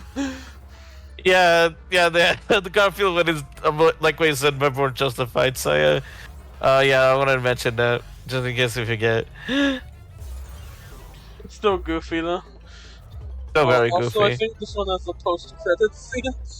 I forgot what it Oh was. yeah, I forgot too. I think it's something to do with normal, but again, I also forgot. And I really don't care honestly. So that's it for this section. Yep. Very, Overall, very the most boring, forgettable one. yeah, for sure. Like, there's a lot more happening plot wise, but in terms of like interest, it has barely anything to offer. It just kind of blows 3 out of 10. Yeah. Any last minute things to say this time, Martin? Da da da da. That's it. Awesome. On to the next one. Yes, sir. Oh, hold on. Let me figure this out again. Alright, you're my last hope. I've heard you definitely had some disagreements with the co-host on Garfield Kart album reviews. Yeah, I really have. You know, it's really annoying just how objectively wrong they can be on music. It gets on my nerves. Yeah, well, I have a plan to take care of their stupid sow and their stupid opinion. Fuck yeah, sign me up. Alright, let's sow those idiots and their shitty music tastes. Wowee. So finally, we get into the very last movie. Yeah. Uh, by this point, I was just worn out from doing this. Yeah, incredibly. Like all the movies so far have just not been good. They just really just not been good. Like not at all. Yeah, no, not in the slightest. I was Yeah. expecting the exact same for this one. Yeah, Especially because which- I already haven't even heard good things about this one. Yeah, I remember people like really did not like this one at all. They were like very disappointed. Once it gets to the funny twist, the funny hot take moment in the show, I actually kind of like this one. Yeah, this was actually not bad. It's actually really not that bad. Like, sure, it could have been more, but like at the same time, like after like watching like 5 of these Garfield movies in a row and all them being like on just different levels of bad, this is like a fucking blessing. Yeah, this is so much better than any of the other ones. Holy crap! Yeah, even if for it's not even sure. that great, even if it's not even that anything that special. Yeah. But first, I do want to mention one funny ironic twist. With all the other ones, they had like really great Garfield voices. It's just that they were like used on like a bad film. Yeah, but for this one, they got Chris Pratt to voice Garfield. And it's just Eh. Chris Pratt this It's time. literally, yeah, it's literally just like Chris Pratt as Garfield. He barely offers anything new to the table when it comes to like a Garfield voice. He basically sounds like what I'd fear what he would sound like as Mario in the Mario movie, and I'm glad his is like a little bit more unique in the Mario movie. But in the Garfield movie, yeah, he just sounds like Chris Pratt. Yeah, no, this is just exactly what people were worried about with the Mario movie when those voice actors were revealed. Yeah. But Oh, anyway, my- on to the actual film. Yeah, so this one has a pretty good start. I remember it starts off with like Garfield ordering some pizza. You got him like breaking the fourth wall because that's kind of what he does. You know, typical stuff what Garfield will do. And you get into honestly the first of many backstories in this movie. You Lost reference? This is the Lost movie, actually? Yeah. But yeah, you get the first of many the flashbacks where you have like a baby Garfield being abandoned by his dad, which we'll get to later. He walks into like this pizzeria place where he meets John, who's also like really lonely, and they both meet up and they become friends, and Garfield, hijinks ensues at the pizzeria, eating all the food. You just can't stop eating all the food here. Yeah, you just can't stop munching. Nom nom nom nom nom nom nom nom nom. Yeah, he just tears through the place. He just eats everything. It was someone's birthday too. He just ate that cake. I wonder how they're doing after that. Just got the whole cake eaten by some random kitten. Yeah. John leaves, with some lasagna that Garfield asked. The woman giving John lasagna says some dating app product placements. Yeah, product placements are back, but I specifically find it funny. The first one is for literal dating apps in a kids movie. Yeah. So then you have like John like saying to Garfield, "Oh, I can't really have you there in my apartment. They don't let pets there." And Garfield literally cries a river and just kind of floats away, which is honestly like pretty funny. Yeah, he just literally almost floats off to God knows where, but he's like, "All right, I'll take you in." Yeah, and so he does, and you get like this opening montage thing, which isn't too bad, honestly. It gets kind of the point across how his life is and whatnot. If you haven't seen anything Garfield, it is a good introduction section, actually. Yeah, I'd say so. But then you get to like the actual plot of the movie, which happens like in like one night after the montage, where like Garfield goes and gets a midnight snack, but then gets confronted by like these dogs, a very skinny one and a big boy, British one, and they get captured to like this abandoned mall, where they meet my least favorite character in this movie, Jinx.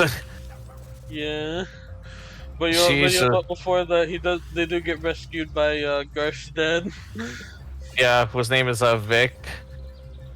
Which, funny enough, Vic also abandoned Jinx, and yet another backstory. Yep, because basically like one night after he like Jinx got caught, went to the pounds and had the set, which was like torture hell on earth. Yeah, And, which I remember she describes it as what is it, Alcatraz but smelly. yeah. So definitely a way to describe it. So like yeah, so Vic and now Garfield and Odie, since they were there, they're all caught up in this plan to get like a shit ton of milk to repay. Yeah. And the Which only is way like to do that is 1,000. go to this big farm. Yep. Which is Lactose Farms farm. Yep, Lactose Farms. Yeah, Yes, sir. Lactose Farms. Yeah, and there they meet up with this other character named, I think, Otto, who is just depressed as hell. Yeah, he's not happy because not third flashback now. Yeah, third flashback. The company Lactose Farms, it turned into actually Animal Farm by George Orwell, and they separated Otto and his girl. I forgot her name. Enzo. Thank you, Enzo. No problem. But they separated both, and anytime Otto tries to get Enzo out, he always gets caught. So I remember this specifically. He, like, sees her 6 seconds twice a day. Yeah. So Or twice a week, actually. So they just like barely get to like see each other now. So like the deal is like he helps them get the milk, and then they help him get his bitch back. Yeah, pretty much. And you got this whole like train sequence, which has some pretty funny slapstick, honestly. Yeah, actually pretty funny slapstick after everything in this movie. Yeah, because you have like Garfield and Vic like failing miserably at the thing, and they have like Bodhi just chilling, eating some popcorn and drinking some soda. Chillin'. Like it's some good stuff, honestly. I do enjoy that part of the movie. Yeah, but it just seems like no matter what, Garfield and Vic just can't work together, and it's just gonna be impossible if they can't work together. So Odie has the idea to tie them both to a tree until they can get along. Yeah. So they start talking, and then you get Vic's explanations for things, and the fourth flashback of the movie. The fourth flashback. Which basically revolves around oh yeah, he wanted to like he was just trying to get food for his kid, but like the guy from the restaurant just would not shut up talking, and it just stayed there talking to someone on the phone, so he couldn't go past and get some food. And by the time he finally got the food, Garfield was gone, but he saw how happy he was with John, so he just let him stay there. Yeah, like the fucking worker became too much of a yapaholic to get the fucking food. And Vic tries to convince Garfield that like, oh yeah, he's been like visiting him and shit, which Garfield doesn't really believe, but he kind of takes his word for it. Which is kind of a nice scene, them kind of making up for the moment. Yeah. You know, I also forgot to mention that Vic is voiced by Samuel L. Jackson. Yeah. Definitely Samuel L. Jackson, that's for sure. Sure is. But I guess it works a little better because it is just an original character. Yeah, and not an established one like Garfield, so I guess I'll come on some slack there. Plus, he's pretty funny, so. Yeah. Oh yeah, I forgot there is also a pretty funny bit like it before the scene and during the train sequence where you have like actually no, it's after that because you get to like the whole plan. Actually, I'm at the perfect time, but there's a funny bit where like you know, each given names, and Garfield was given the name Roadkill. And have like this possum that like looks dead but is actually playing dead. And I remember at the end of it, you have like Garfield just like messing with it, and they had the process of waking up and slamming and hitting Garfield with his stick. He's like, I'm working here. like that. That's a good one. That's a good one. Yeah. Also, I just find you forget to mention in the sequence that that it has the Mission Impossible music. Oh yeah, it has Mission Impossible music. You can't have a sneaking thing in an animated movie with Mission Impossible music. Awesome sauce. Awesome sauce.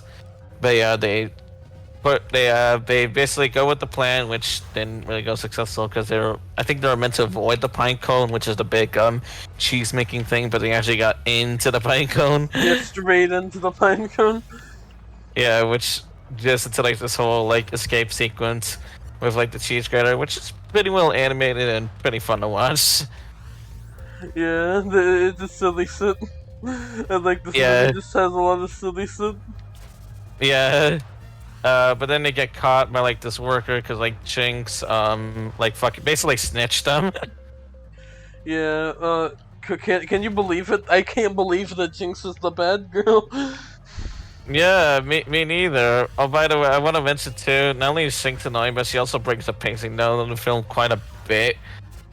With like how her delivery is, and just like kind of over exaggerated all this. She's just lame. She's just lame. Yeah. But yeah, then go ahead. Like it's not like we hate her because we're just supposed to hate her. It's just like she's actually just kind of an annoyingly written character. Yeah, basically.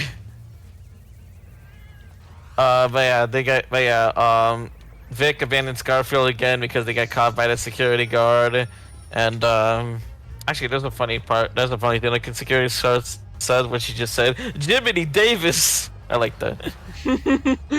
Apparently, there's a lot of like mentions to Jim Davis in a bunch of his work.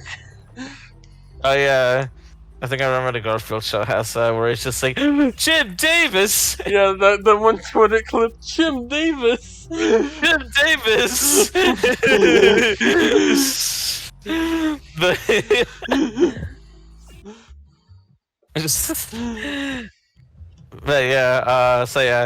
They get caught. Vic decides to abandon Garfield again for the milk. Garfield and Odie get taken to the pound. When in Vic's case, he drives to where he gets stopped by like the dogs and Jinx, which Jinx doesn't actually want the milk. She wants Vic to get caught, which doesn't really happen, but she does catch him. So I guess there's really no. Actually, this makes me realize there's really no point to that. She can just like she has them like captured already, like in the beginning of the movie. But like she has to go on this elaborate plan to get caught, only for her to catch them herself. The Garfield movie is pointless? Maybe? Question mark? I don't know. But so she decides to like tie Vic up into a train and have him dumped into a big bridge to fucking die. LMFAO. So yeah, Garfield only gets to a pound, and John, who I keep forgetting exists in this movie, and how the movie would cuts back to remind you that he exists. Frees Garfield, and they get back to their normal lives. And he got the baby with cheese scene, which I can't look at the scene anymore without thinking baby and elephant green screen effect.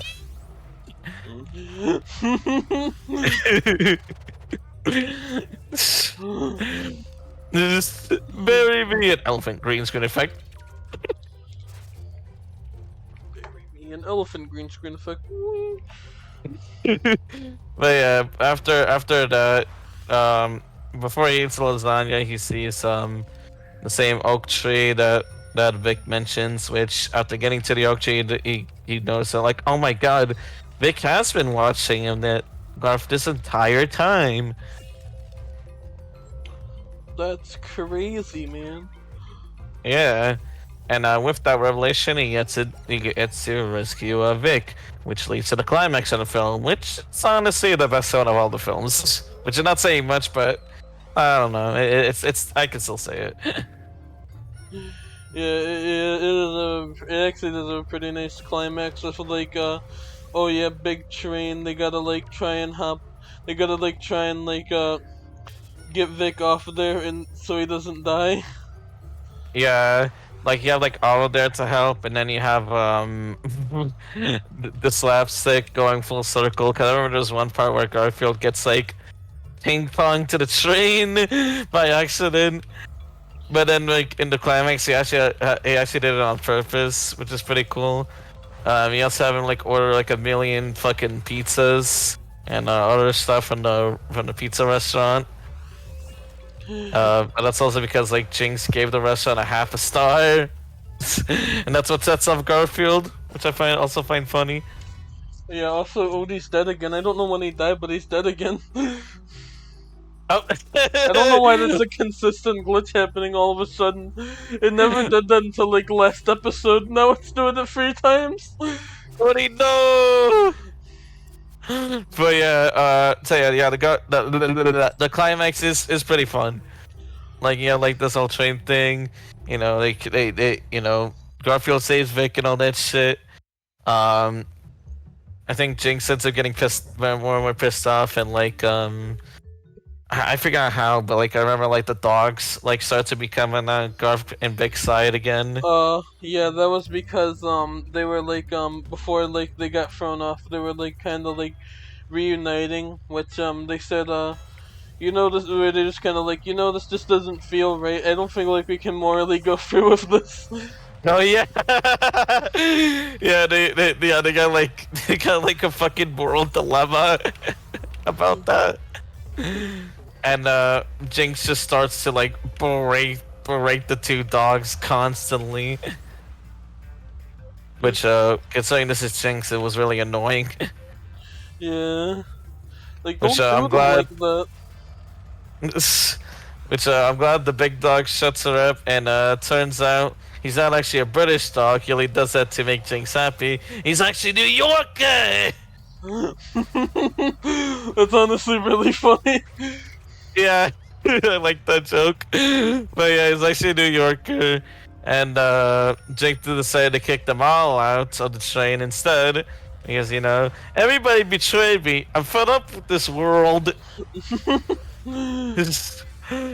And, the big dog rescue them for being by using his flaps as like a glider. They all end up being safe, even Jinx, sadly. Because Jinx also fell in love. They couldn't have had her splatter like in Garfield, the movie. Yes. But yeah, so in like a noir sort of bit, they take Jinx into the pound, which she knows, which the security guard from Pepperidge Farm, or not Pepperidge Farms, Pepperidge Farms. Pepperidge Farm remembers. Pepperidge Farms remembers. So yeah, the security guard from Lactose Farms knows about what Jinx did, because I forgot to mention she has an app that translates animal speak to human language.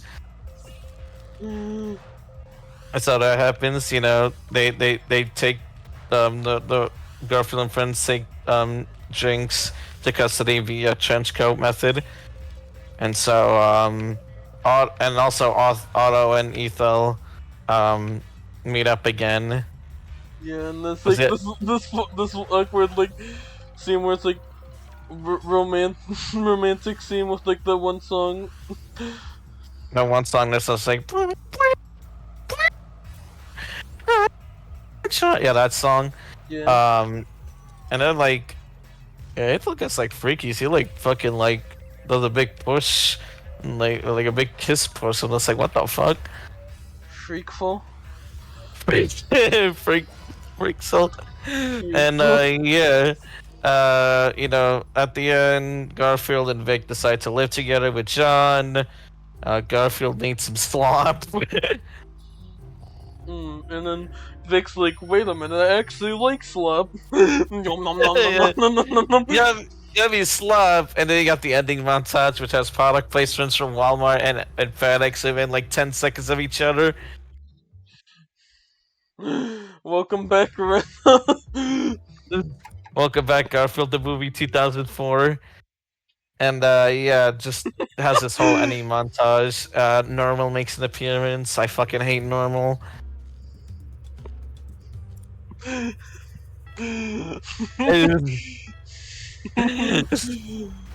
fucking hate And yeah, that's the Garfield movie 2024. Yeah, it was actually pretty good. I kind of liked it, you know? Yeah, I kind of like that we ended on a high note, even after all that struggle. Like, yeah, plot generic as far as kill films go, and yeah, they could have done more Infinite Silence IP like Garfield. But I think the thing with like the the very negative response is because of like the high expectations of it being a Garfield movie. And it turned out to just be like a generic kids film, but for what it is, it does the job. It does the job well. Yeah, I feel like people are setting their expectations too high. Like, even ignoring straight to DVD stuff, you literally had the live action Garfield, which were Characters. yeah. Well, actually, that's saying too much, but bad. Yeah, the worst one. I don't know. Like the live action and the direct to DVD ones are bad in like their own ways. Yeah, they're both special. Yeah. But yeah, we finally did it. We finally reviewed all these gosh dang fucking Garfield movies. After 2 hours, wild. Oh my god, it's been 2 hours already? I figured this one might be a long one. Oh yeah, true. I mean, we are reviewing 6 movies in one. But yeah, that's the last movie. Any last minute thoughts on this film in particular? I find if the worst part is is Chris Pratt. That's my last minute thoughts. Yeah, literally. Again, I wanted to mention that at the beginning because, like, I find it just funny. Like, the bad films actually have really good Garfield voices. Yeah, and they got this one which just has a very mediocre Chris Pratt playing Garfield. So yeah, funny stuff. That's my last minute thought with that. Aw, yeah. Oh yeah. Anyway, boy, do you think we should return with to the boss after all this? We did finish everything. We should be good to talk to him now, and we can finally be free from this goddamn curse. I don't want to review movies. Hopefully, we can convince him to make us never do this again. I'm sure Yeah, the that'll boss go better fine. cut. Yeah, the boss better cut us some fucking slack after doing all this bullshit for him. So yeah, let's just talk to him. Yeah, let's talk to him.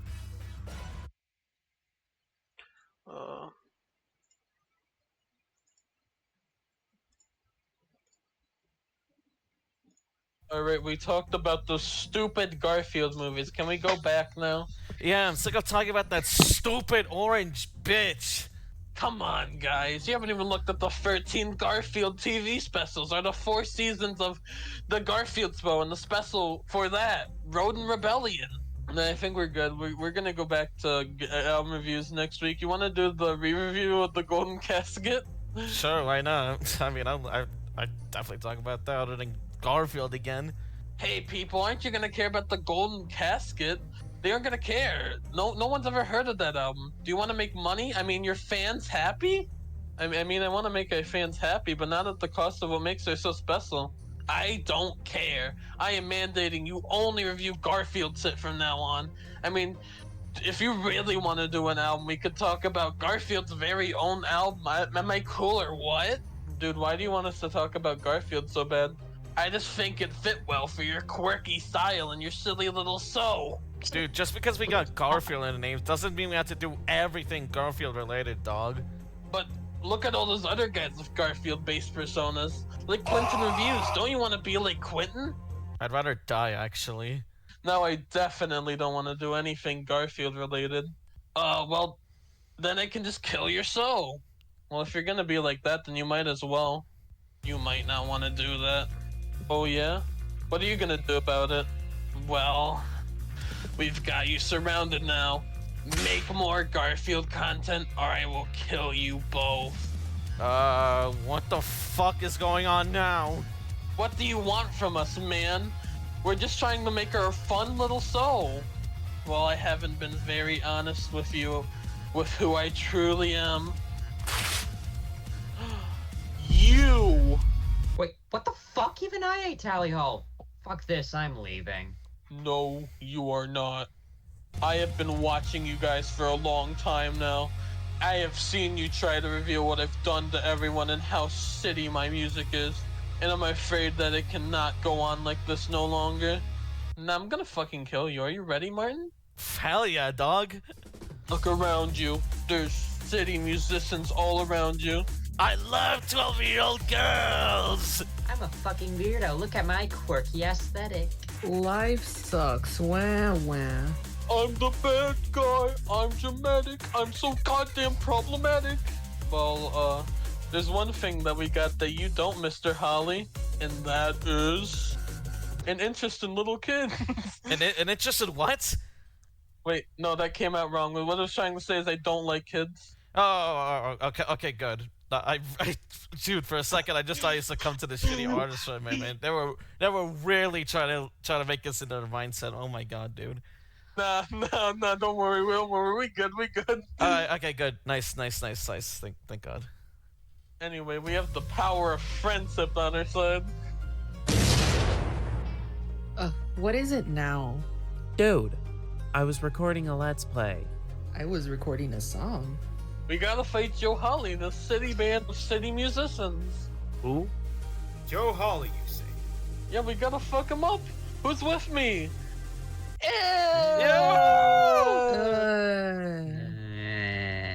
Alright.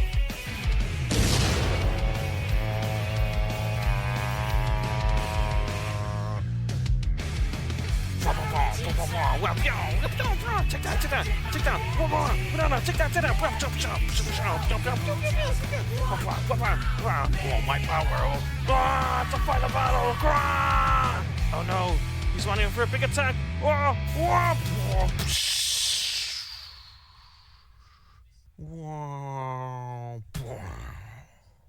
And he's presumed dead.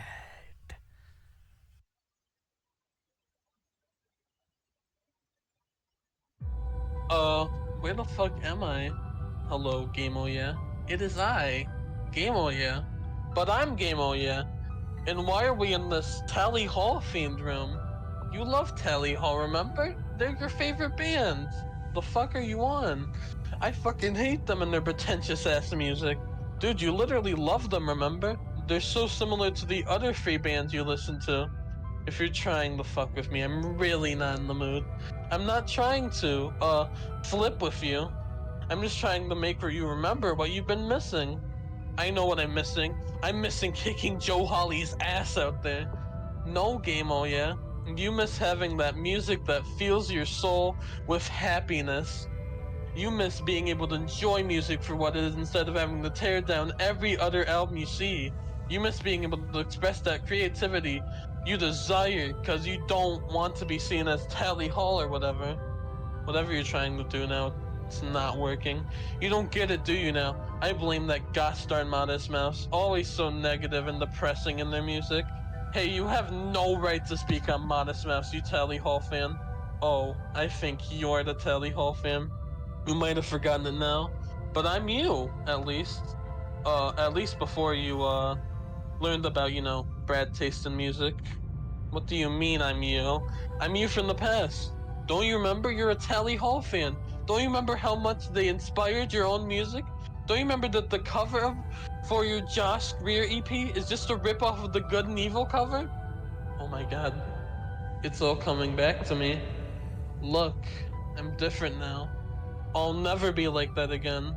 I don't think it's ever left you. You just buried it deep down in you. Like, Bury Me With It by Modest Mouse? God, I love that song. Won't you just please bury me with it? I just don't need none of that Mad Max bullshit. No, no, no, you got it all wrong. You become so judgmental, so hateful about music. You're so stuck up about people being pretentious indie heads, but I think you've become the pretentious indie head. You take that back! Never. I mean, you need to look at yourself. You're so hateful about albums now. You need to let people know that you don't like Modern Mother Mother, or that you don't like Maury Kelly Up, or that you don't like Melanie Martinez. You just can't understand that people like different music to you, and that includes Tally Hall. People just want to turn to Tally Hall because it's a happy little fun band. You tell them how awful it is, and that they can't like it, or they support a pedophile. Listen here. Tally Hall is not a fun little band. They made songs about how depression can just go away if you're happy, or they made what's practically blackface, or the fact that they made a song that is both tributing their shitty fucking band and also 9/11. And let's just ignore that for a moment. Their music and Joe Holly's writing style is just jumbled words to made the sound deep. But even ignoring that, I literally say people can enjoy Tally Hall if they want to. It's just that I really, really hate it personally. You know what I have to say to that? What do you have to say to that? I think you're a pretentious topster having rate your music using musician who just goes with the highly rated albums and praises what's considered peak while throwing out everything else. Oh shit. Maybe I actually am just what I say I hate. I mean, I do already praise these highly rated albums as well as sitting on albums.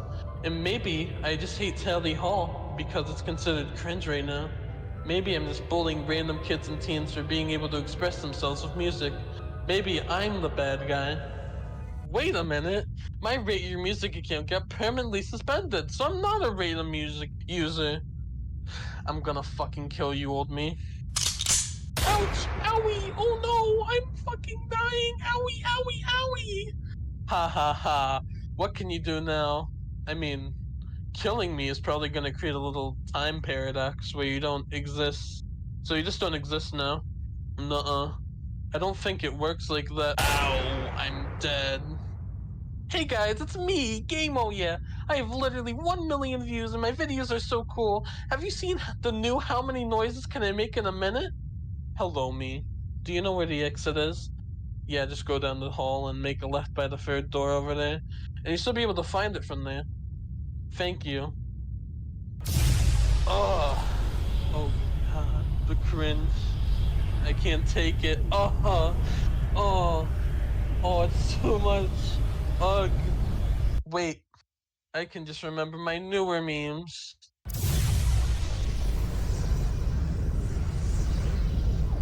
She called off the wedding.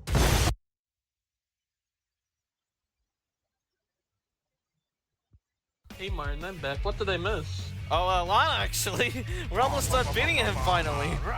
Alright, I got this done. Watch this. The move that kills Joe Holly.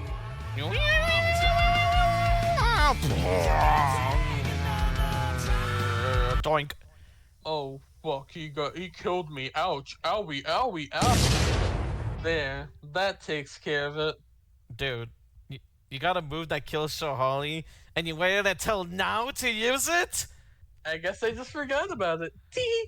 Dude, we've been fighting for like 2 hours. Like, what the fuck were you doing at the time? Has it been 2 hours already? Damn, I guess time flies by when you're having fun. Yeah, I guess if fighting a giant-ass battle is your definition of fun, then sure, I guess. That's the spirit. Anyway, is everyone here alright? I'm fine. Just gonna need to take a break from Let's Playing. Sure thing. Weezer will never die. All good here. As long as Joe Holly's dead. I just want to go home. No, I'm not alright, actually. Oh? What's wrong? Martin told me to kill myself. Martin. I didn't say anything. Whatever. Well, that makes everyone good then. Actually, I'm not too good, guys. The bug? What's wrong? Also, you can talk? But more importantly, what's wrong? I think I got hit with one of Kid Rock's sex lines. It was so shit, it just sucked me out, man! Oh shit, how can we help, man? I think it's too late for me, man. It was just too weird and gave uncomfortable vibes the way he talked about those women. But I need to say something important before I die. What is it, man? Whatever you do, make sure you never review. Make sure we never review what, man? The Buck's dead, dude. No!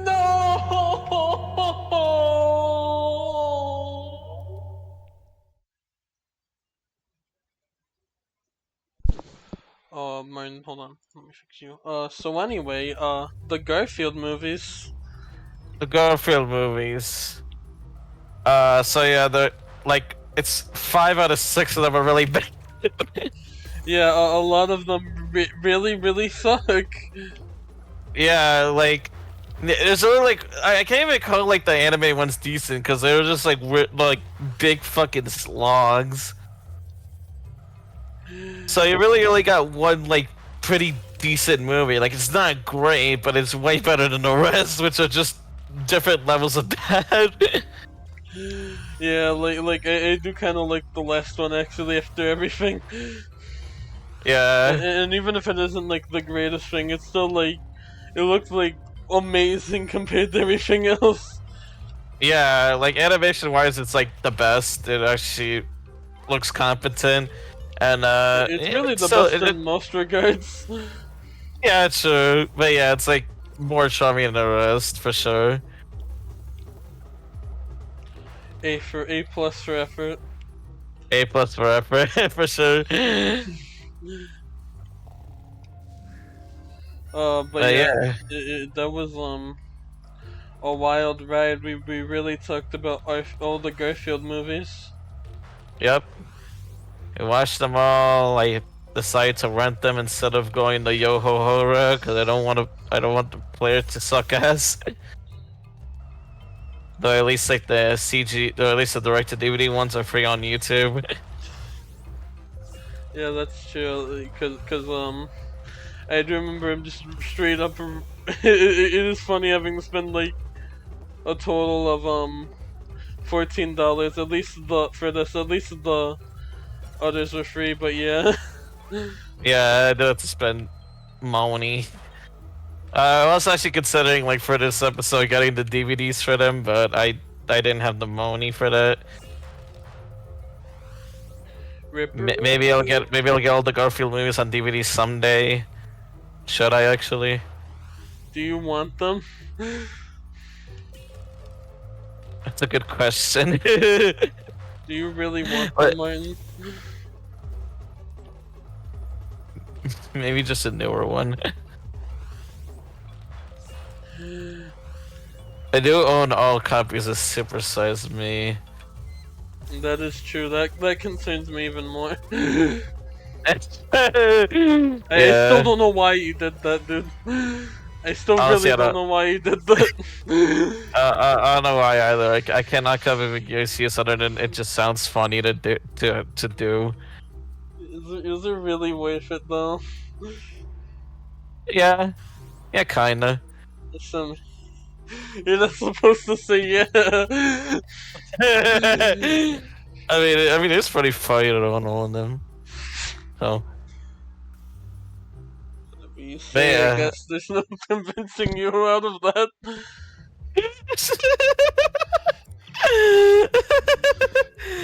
I think that's about it.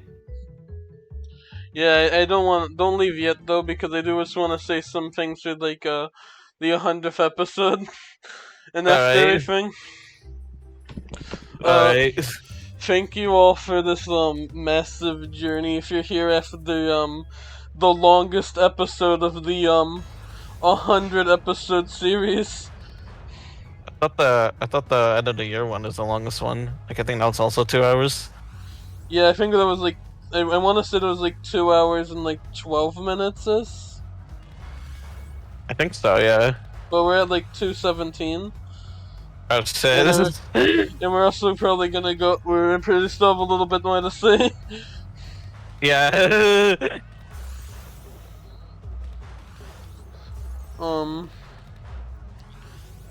Yeah. Fuck! I lost my train of thought. Happy 100th episode, everybody. It's crazy how we could make it this far. Yeah, for sure. It all started with a silly idea of like, or at least combining silly ideas, like how you want to make a stream dedicated to it with the Golden Casket. But we had like an idea of like streaming Garfield Car Furious Racing, and then we just combined it together into like it was once a one-off thing to just kind of a semi-consistent thing, and then boom, like this weekly series we did of of going for 100 episodes. It's crazy to think about still. I still think about that from time to time.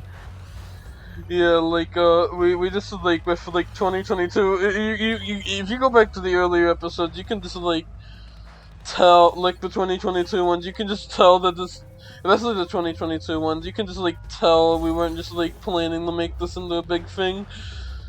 Yeah, like not at all. It was just like a random thing we were doing, and then it just so happened to become a series. Yeah, just like oh yeah, we're doing this now, basically.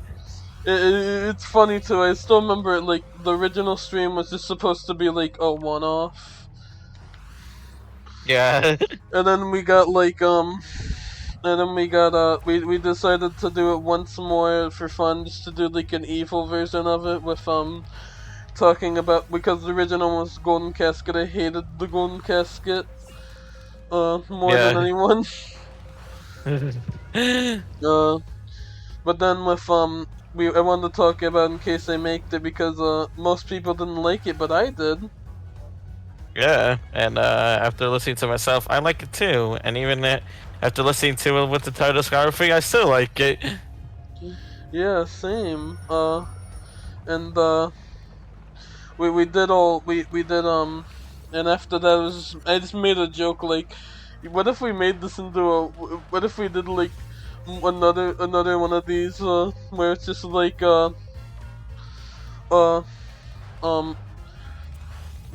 we just did another one of these where it's like an album I just find completely mid. And then we just like started like joking around there, like, oh yeah, and what if it was a whole series? And then never of us backed down from the joke. And it just became a thing. The joke became real. The joke became real for 100 episodes. It's funny too, like, it unironically was like, not, we mentioned this before, both it was like at the perfect time in our lives.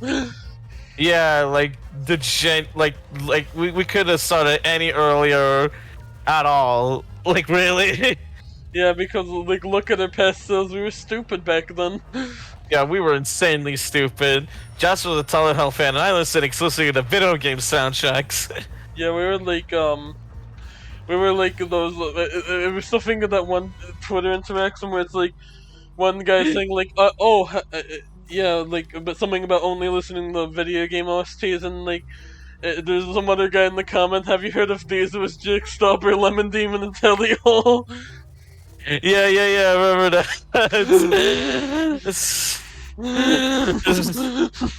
Yeah, it's really just like an alternate time travel. Well, what it could have been. Yeah. So think how we started when we did. Also, the other thing we didn't realize, Garfield Kart was unironically like the perfect game for to play while talking about albums. Yeah. Also, I like that one. It's just like I'm the next co-host. That's true. That's the big reveal for the special. Oh, god damn it. Yeah, the new co-host, Rananera. Rananera. That was the big announcement I was trying to lead up to. Of this whole ending section, actually. Does that mean I'm getting replaced? Yeah. Aw, man. But yeah, as I was saying, Garfield Kart's like the perfect game to play while talking about albums. Yeah. Just this wacky ass fucking racing game that many people just play as a joke or for a video, and we just like do it like consistently for like the past actually almost 2 years. Yeah, we have to play it every week for the series. Yeah.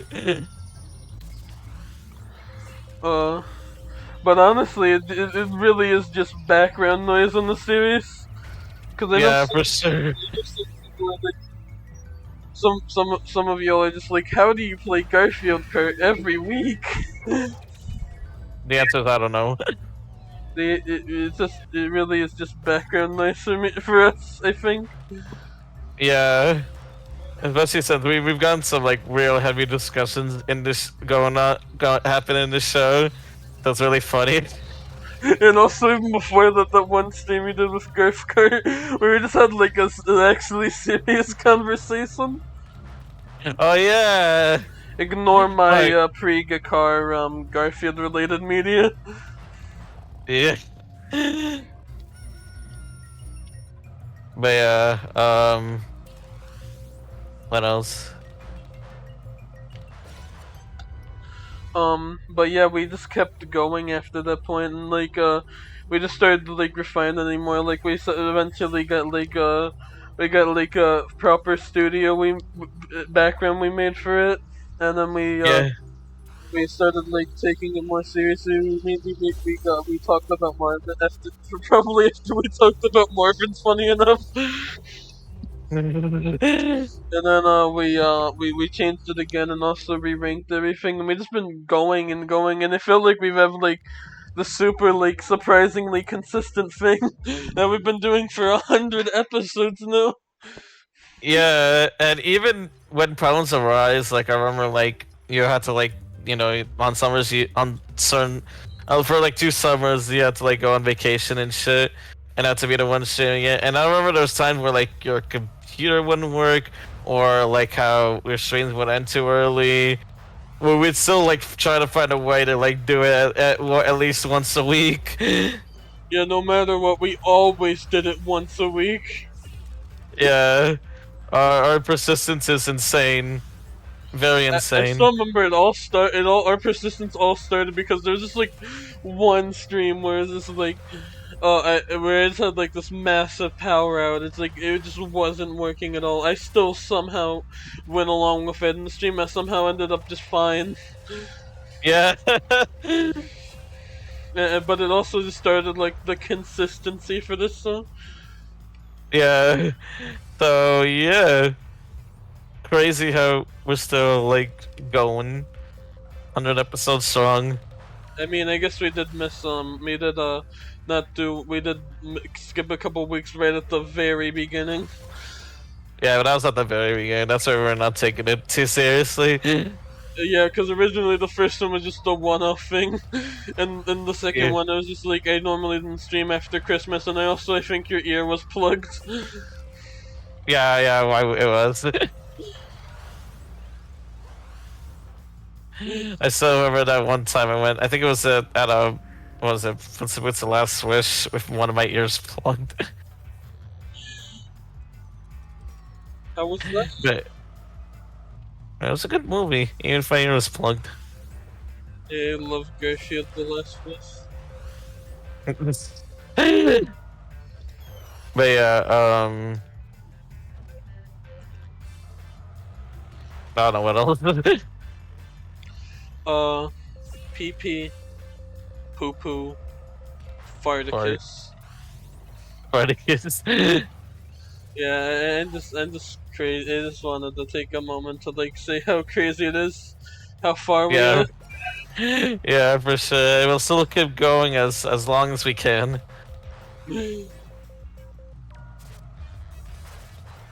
I also wanted to mention with the bracket, I was kind of like wondering maybe like since it's already like a comically long episode, and I did kind of want to do something a bit special for the show in like a couple of episodes here. Something else special, and I was wondering if you wanted to save the bracket stuff for later, and we could talk about it then. Alright. Alright, which we'll just say next time on Garfield Card. It's the bi-monthly for September and October, since we couldn't have done it the first week episode of the month because you know, Yeah. this episode we're not gonna do it bi-monthly for that. Yeah. So yeah, episode 101 is the big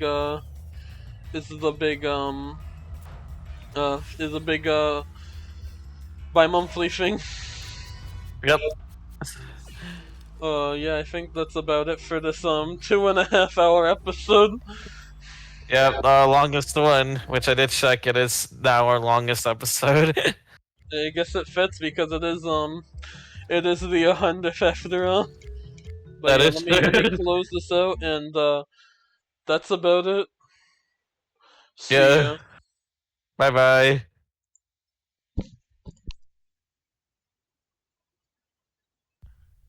And that's why the bug meant so much to us all. Does anyone want to come up here and say a few words on the bug? So most people don't really know about the bug.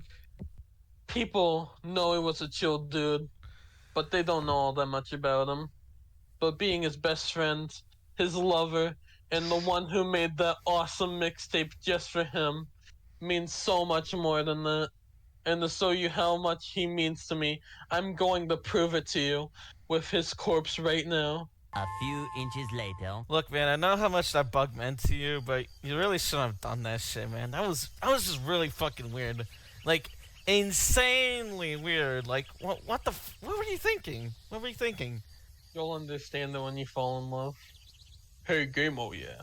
I've got your father here, if you'd like to talk to him. My father? I haven't seen him in years. But why does he have that weapon? I feel like I should move at a fast pace. Jesus Christ, I gotta run! Stay tuned for the next Garfield Card Island review special. Play Hayloft! I completely forgot whatever lesson I was supposed to learn.